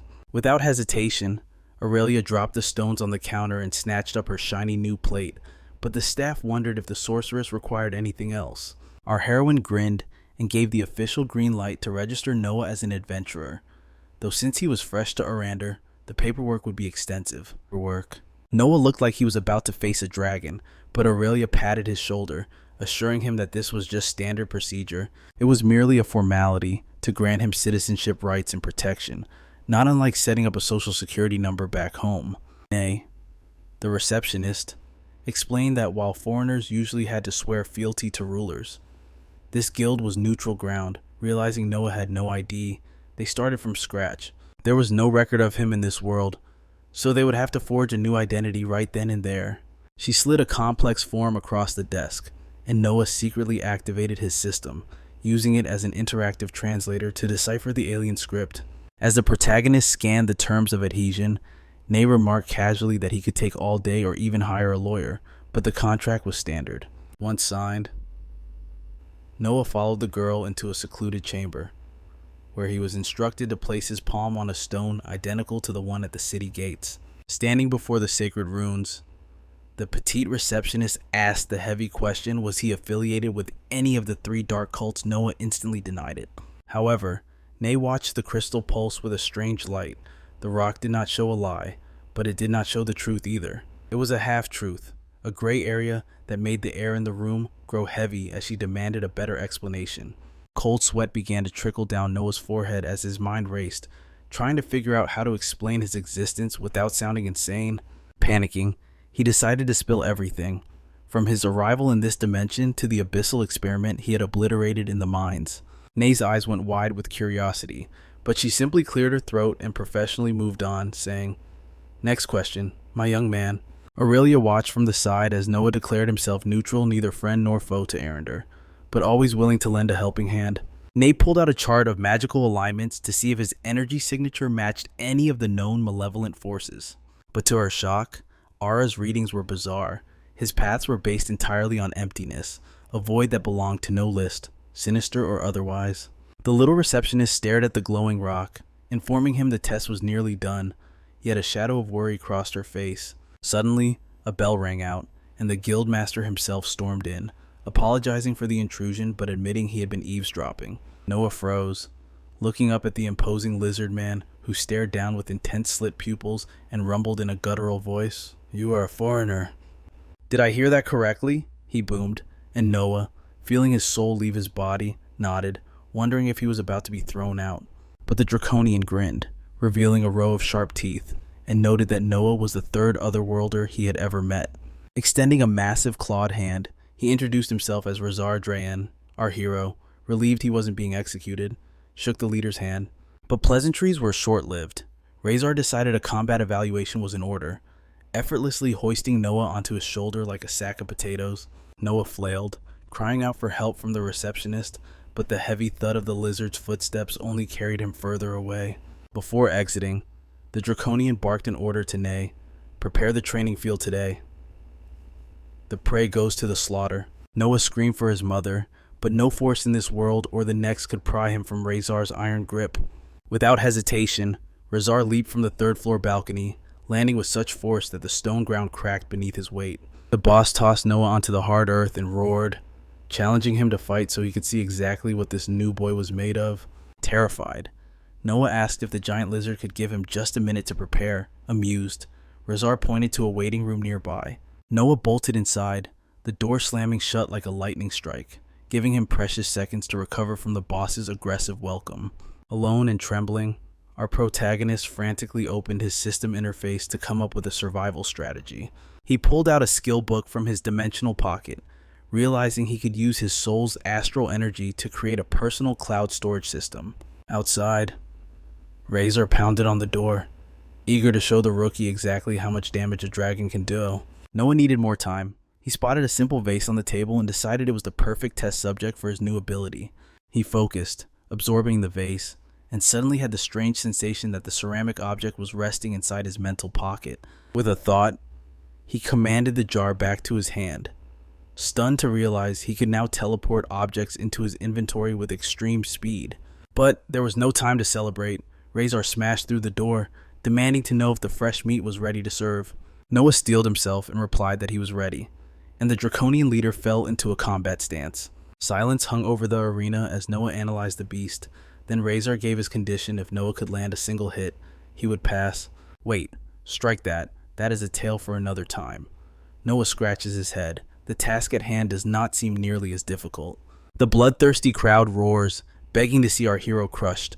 Aurelia watches in silence, flanked by a bespectacled scribe recording every detail. Razor stands like a mountain, arms crossed. His eyes burn with the intensity of an apex predator. He waits for the first move. Suddenly, the arrogant draconian's aura erupts, surging past 1 million power points. Razor snaps a command to Remy, the girl beside him. She will judge this clash of fates. She nods, stepping forward. Tension thickens the air as Noah and Razor lock eyes. Remy raises a hand, then chops it down. Fight. Noah explodes into motion. He draws his twin blades, launching himself at the draconian like a firing arrow. Blink activated. He vanishes in a flash of light to strike, but Razor remains terrifyingly still. The draconian is a veteran of countless wars. Sensing Noah behind him, he spins with a devastating hook that misses our hero by a mere fraction of an inch. But the dodge is not clean enough. Razor's fist connects with gut-wrenching force, sending Noah flying backward like a rag doll. He smashes into the wall, debris raining down, yet, despite the pain, a satisfied grin curves his bloody lips. Razor claps slowly, impressed. He admits the boy's spatial storage and teleportation nearly caught him off guard. Trembling, Noah grips his dagger. His eyes flare with a crimson abyssal glow as he ignites his life force ability. Seeing the boy's fighting spirit, Razor decides to honor it. He lets his own terrifying aura blaze to its absolute maximum. Noah channels the dark, corrupting energy of the void. He lunges at the guild leader once more. In a stroke of genius, our protagonist throws his dagger, then teleports it midair, a hat-trick strategy to bypass defense. But a king never loses his crown. Razor snatches the blade from the air effortlessly, though his eyes widen at the astonishment of Noah's void power. Noah does not hesitate. He ignores the praise and delivers a vicious sideways strike. The draconian catches Noah's hands like he's handling a child. He mocks the boy, suggesting a spear would better suit his chaotic style. But in the blink of an eye, Noah vanishes from that iron grip with another burst of teleportation. Panting from the massive energy cost, Noah listens. The leader explains that a spear would amplify the range of his deadly skills. To prove a point, Razor punches the dagger aside. Mere steel is nothing against his might. Noah drops to one knee, fighting the agony. His daggers lie uselessly between them. Razor warns him, "Now it is my turn." Aurelia and Noah freeze. Terror grips them as they wonder what cataclysmic power the dragon is about to unleash. Boom! The concrete shatters as Razor vanishes. He moves so fast he disappears, leaving Noah wondering if the lizard also has teleportation. There is no time to think. The guildmaster slams the ground again, shockwaves ripping through the arena. Noah barely dodges. Realizing the enemy moves at lightning speed, Razor laughs, praising the boy's reflexes with a feral grin. But then, his expression darkens with bloodlust. That was just a warm-up. He launches himself with full force. He flies at Noah like a meteor. Noah raises a dagger to parry, but the impact hits like a walking sledgehammer, hurling him back. This time, our hero lands on his feet, blink already primed, but he sees the lizard tearing through the void itself to crush him. Merciless destruction approaches Noah, has only a split second to raise his grafted monster arm in defense.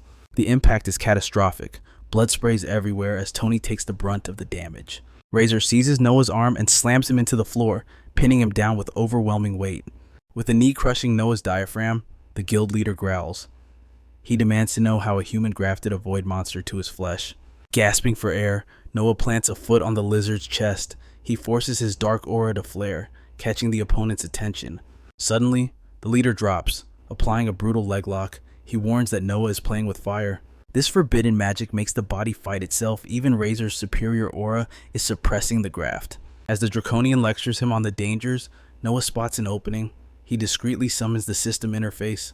A dimensional pocket opens behind the giant before Razor senses a thing. Noah sucks the man's leather pants straight into his inventory. Aurelia's jaw drops in disbelief at her protege's shameless tactic, but the deed is done. The leader stands exposed. Noah teleports to safety, catching his breath. Surprisingly, Razor laughs, amused by the boy's audacious originality. Standing tall and pantsless, Razor demands more power. He hurls the dagger back at Noah with lethal velocity. Our protagonist reacts instantly. He activates the Astral Walker. He catches the blade and dives into a dimensional portal, seeking a moment of sanctuary to regain his strength. Inside the void, staring at his reflection in the cold steel, he desperately searches for a way to defeat a monster faster than light. Suddenly, the floating pot hovered at his back like a loyal servant, whispering a silent promise of violence. A devilish grin curled Noah's lips. He had a plan worth more than gold. He popped the lid. Razor roared about dirty tricks, but Noah didn't hesitate, unleashing a meteor shower of debris that blinded the beast instantly. Space itself tore open void portals manifested above the giant, bombarding him with a relentless stone barrage from the young genius. But victory would not come so easily against a monster of this caliber. His mana bottomed out, desperate.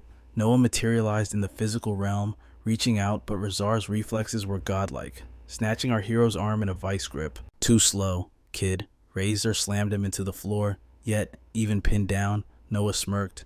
Check your six. Handsome.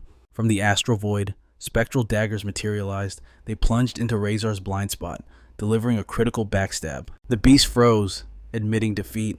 Razor hauled himself up and extended a massive hand a warrior's respect. Then, Remy's voice boomed across the arena Noah had passed. The spectators erupted, unable to believe their own eyes. Everyone demanded his stats. One analyst checked the leaderboards and gasped. He's ranked 48th. He just broke into the top 50. The roar of the crowd washed over him, but Noah stood frozen, paralyzed by the moment. Confused by the excessive praise, he turned to Remy amidst the chaos. Why is everyone losing their minds? She explained the grim reality. The master wasn't fresh. Today alone, Razor had sparred 174 times against high-ranking elites. Noah's jaw dropped.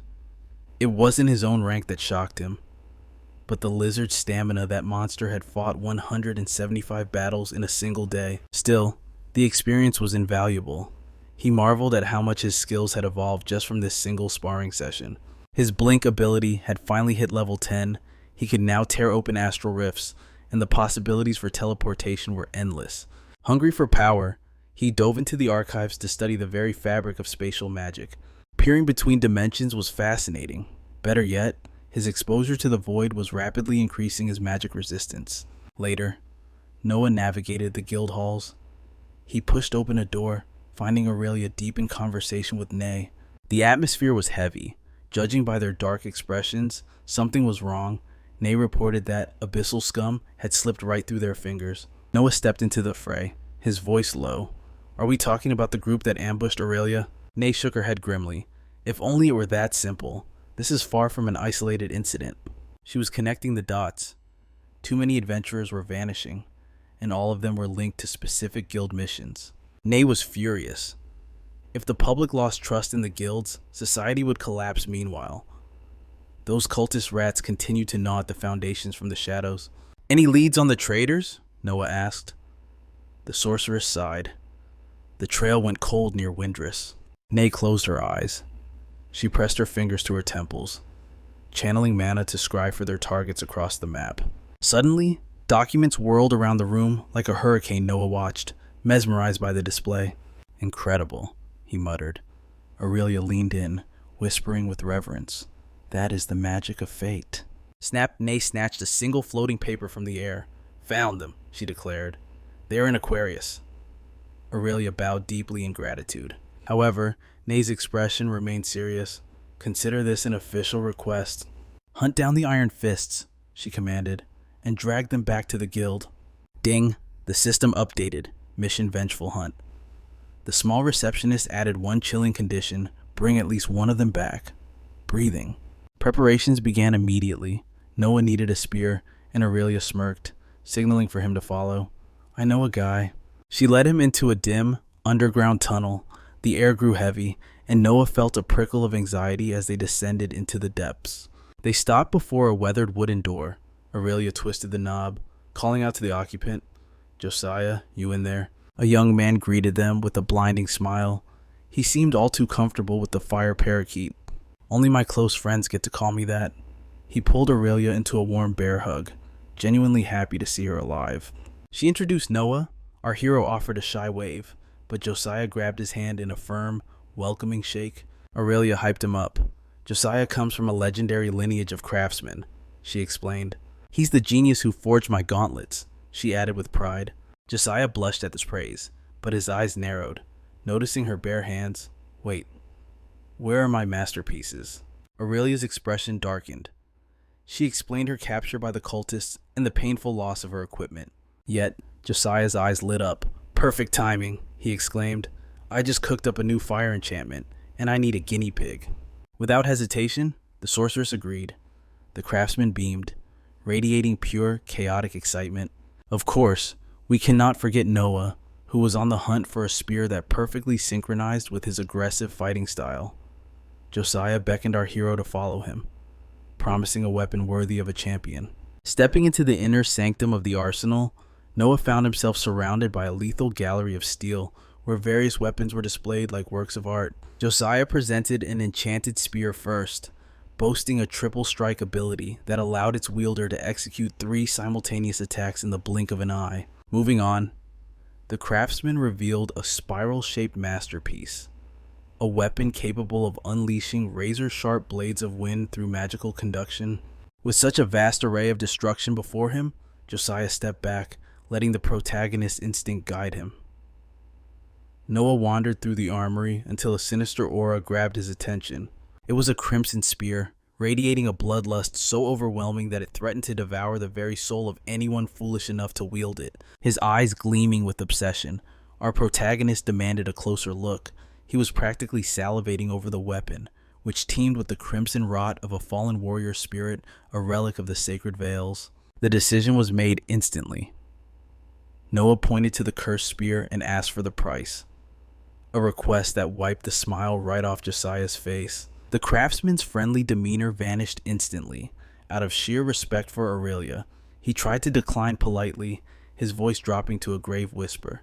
He informed Noah that this particular spear, the makeover of ruin, was absolutely not for sale. Clutching the shaft with a protective cloth, the young smith explained he only kept this monstrosity in his arsenal in hopes of one day purging its crimson rot magic. Josiah looked dead serious as he delivered the grim truth. If a limb were to be infected by this spear's corruption, the only cure was immediate amputation.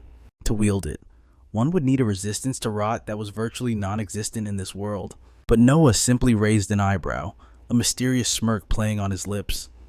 He lifted his grafted hand, challenging the smith to at least let him conduct a test run. Josiah hesitated, fear flickering in his eyes. He warned that this chaotic magic was potent enough to disintegrate even his artificial arm. Apologizing profusely, the smith declared the deal closed. However, Noah wasn't backing down, claiming his unique constitution possessed certain traits that made him the perfect master for such a cursed tool. Suddenly, Aurelia's voice cut through the tension from the doorway. She commanded Josiah to just hand over the weapon, noting that this debate had dragged on far too long. Josiah was incredulous, frantically reminding his friend just how catastrophic rot magic could be to a living body. Aurelia agreed with the danger, but countered with a terrifying fact: she had witnessed Noah tank a bombardment of necrotoxins and walk away without a scratch. Furthermore, she warned that if Josiah refused, this clever rascal would simply return in the dead of night. She casually mentioned Noah would just teleport inside and steal the spear anyway. The craftsman nearly choked on his own spit upon learning Noah possessed high-level teleportation skills. Defeated by logic and fear, Josiah reluctantly agreed to sell the spear for 8 Class D mana stones, adding a somber warning that the cautious live longer. Shameless as ever, Noah haggled the price down to 5 stones. Josiah conceded with a pained expression, realizing he had been completely outmaneuvered. Walking away with his lethal new toy, Noah asked if the shop had a tome for spear proficiency. The defeated smith sighed, offering it for 2 additional mana stones. The transaction was sealed. Josiah handed over the skill tome, and even threw in a new outfit as a bonus just to get them out of his hair. Aurelia stood by silently, watching the boys conclude their chaotic business dealings. Wasting no time, Noah accessed his system interface, instantly downloading the necessary combat data and mastering the weapon's dark qualities. Josiah muttered that Noah had chosen a difficult burden, warning that if our hero tried to return the cursed item later, the buyback price would be significantly lower. Supply and demand, after all. Noah donned his new black coat, looking like the frontman of a power metal band, and bid farewell to the nice, albeit stressed, craftsman.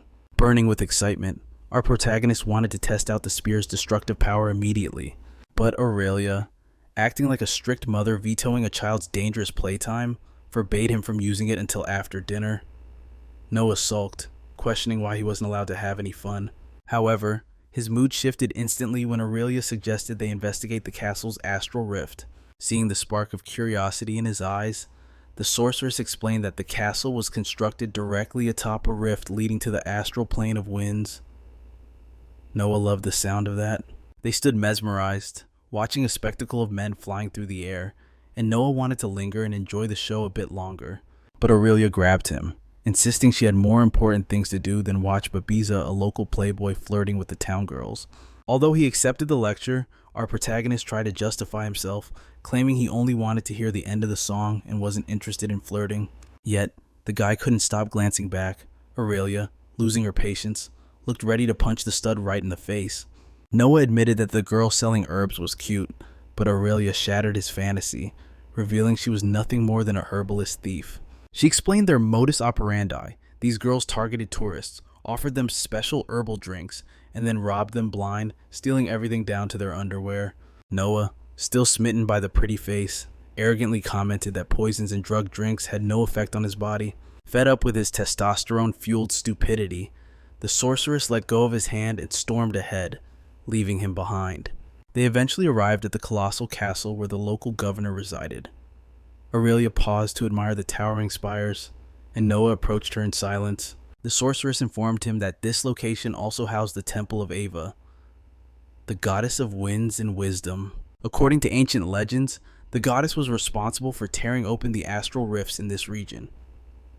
This made Noah wonder, could the gods open these gateways at will? Aurelia confirmed his suspicion, but added a darker detail. There were also rifts capable of tearing themselves open naturally, obeying no master. Noah hungered for answers about this mysterious Devi, but Aurelia offered a glimmer of hope if luck was on their side. The temple would hold the truth. But chaos tends to follow our hero. To prevent a catastrophe, she warned Noah, if the goddess graces us with her presence, show some damn respect. So, Noah scoffed at the lecture. He shot back, defending his pride, claiming he wasn't a 4-year-old child in need of babysitting. Yet to Aurelia, a toddler would have more composure. After all, this was the same man who threw a tantrum over a spear like a brat. The insult struck a nerve, and Aurelia reveled in her small victory. But suddenly, Noah's gaze shifted. Dancing before him was a spectacle of light, a fairy spinning in the air. Aurelia followed his gaze. She explained these fluffy spirits were air elementals, as common here as fireflies illuminating the darkest night. Noah asked if they always roamed this freely. The sorceress nodded. This was the temple of the goddess of air, their sanctuary to fly without bounds. Curiously, our hero reached out to befriend the little wisp, but instead of a greeting, the creature chomped down on his finger with savage gusto. The spirit darted away in disgust. It chirped a strange complaint. This human didn't just smell bad, he reeked of the void itself. Aurelia shot him a reprimanding glare. Noah threw his hands up. Pleading innocence, he tried to be charming, but the fairy attacked him for a spiritual stench. The sorceress nearly choked. Suppressing a burst of laughter, she confessed she couldn't disagree with the spirit, though she'd never dare call him the Lord of Astral Hygiene to his face. The title fit perfectly. Crossing the threshold, they faced the majestic effigy of Ava and her familiar, Vod, but beneath their feet, raw power swirled a vortex of energy spinning violently. Noah's eyes narrowed. Is this an astral rift? Aurelia confirmed his suspicion, noting the overwhelming torrent of wind pressure blasting from the abyss. Fearlessly, the young man stepped toward the edge. But suddenly a fairy blocked his path. It wasn't stopping him, it was inviting him. The Great Mother wanted to meet the stinky one immediately. Noah stood at the precipice of the portal. The tiny elemental buzzed around him, insistently urging him to cross the threshold into the unknown. The vortex called to him, a seductive pull he couldn't ignore. When he told Aurelia the rift was beckoning him, the sorceress looked at him with pure skepticism. He confessed the urge to jump was overwhelming. Aurelia turned pale, warning that such a leap would shred him into 1,000 pieces until his mana was obliterated.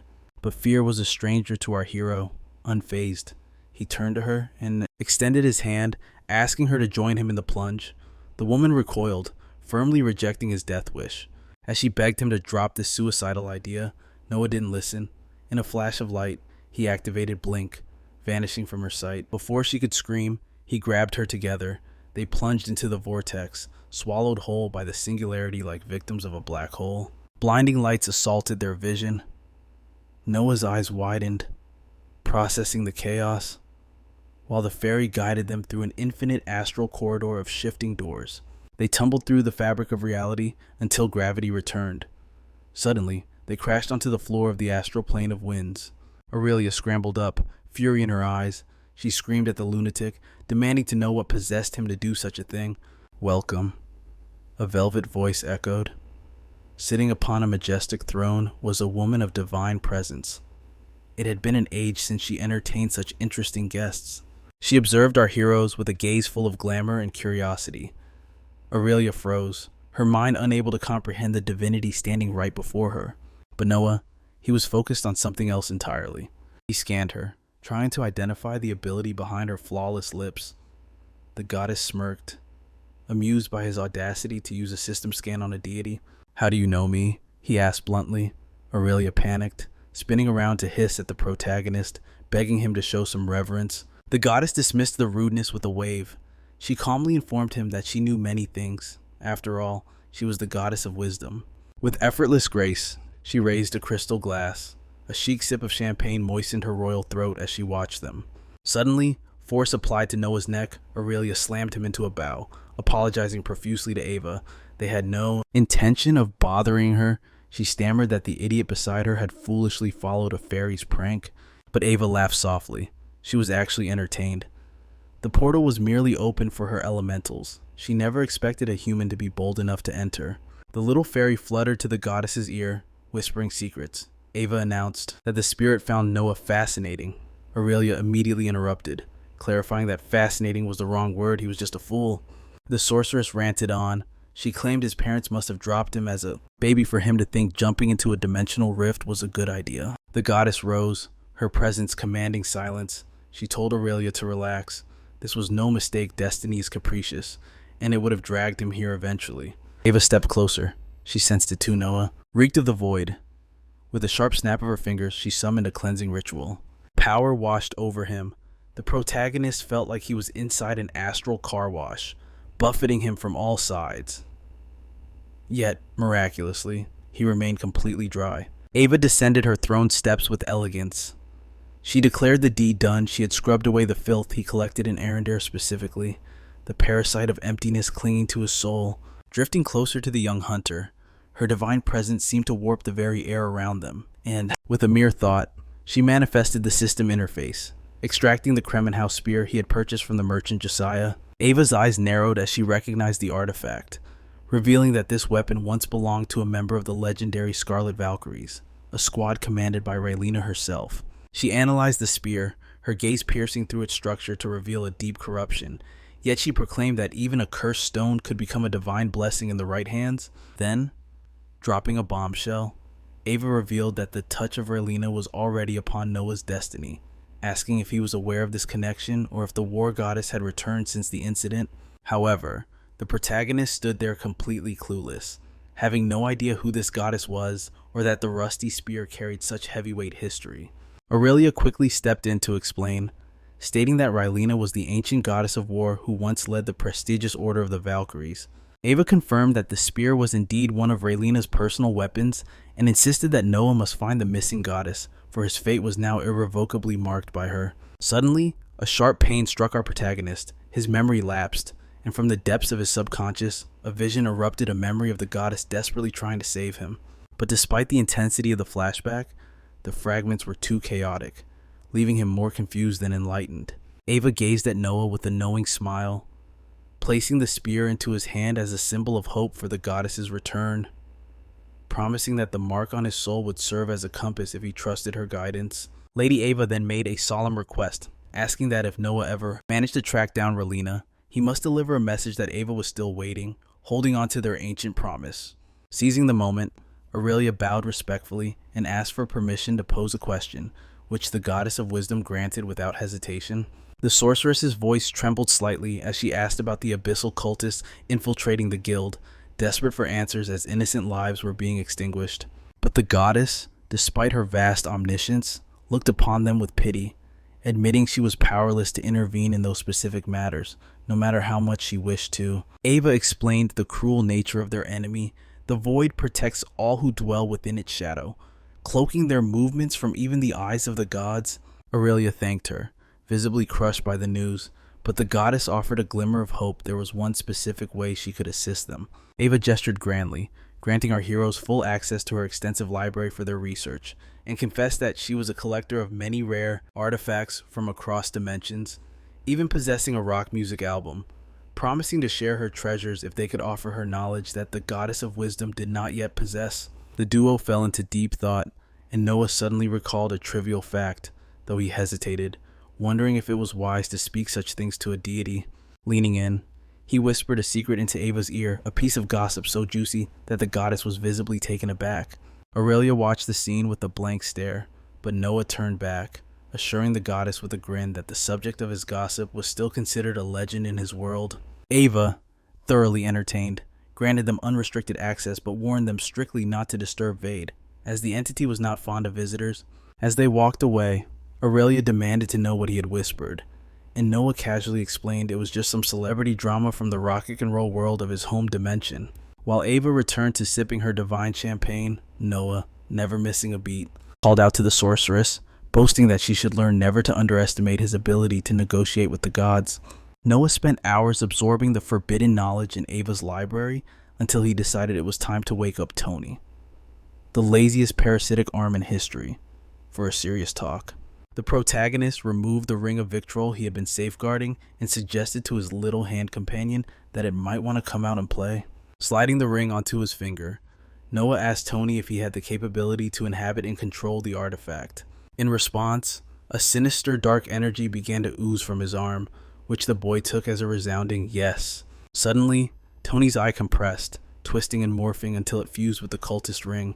Noah laughed at the grotesque transformation while the parasite silently observed its new reality. Curious about the limits of this new form, our protagonist asked if the eye could detach itself from the ring entirely. After a few grotesque squelches, Noah watched as wings sprouted from the parasite, transforming it into a small eye bat. Tony immediately flew to the highest shelves, scanning books into the system at lightning speed. The effects were instant.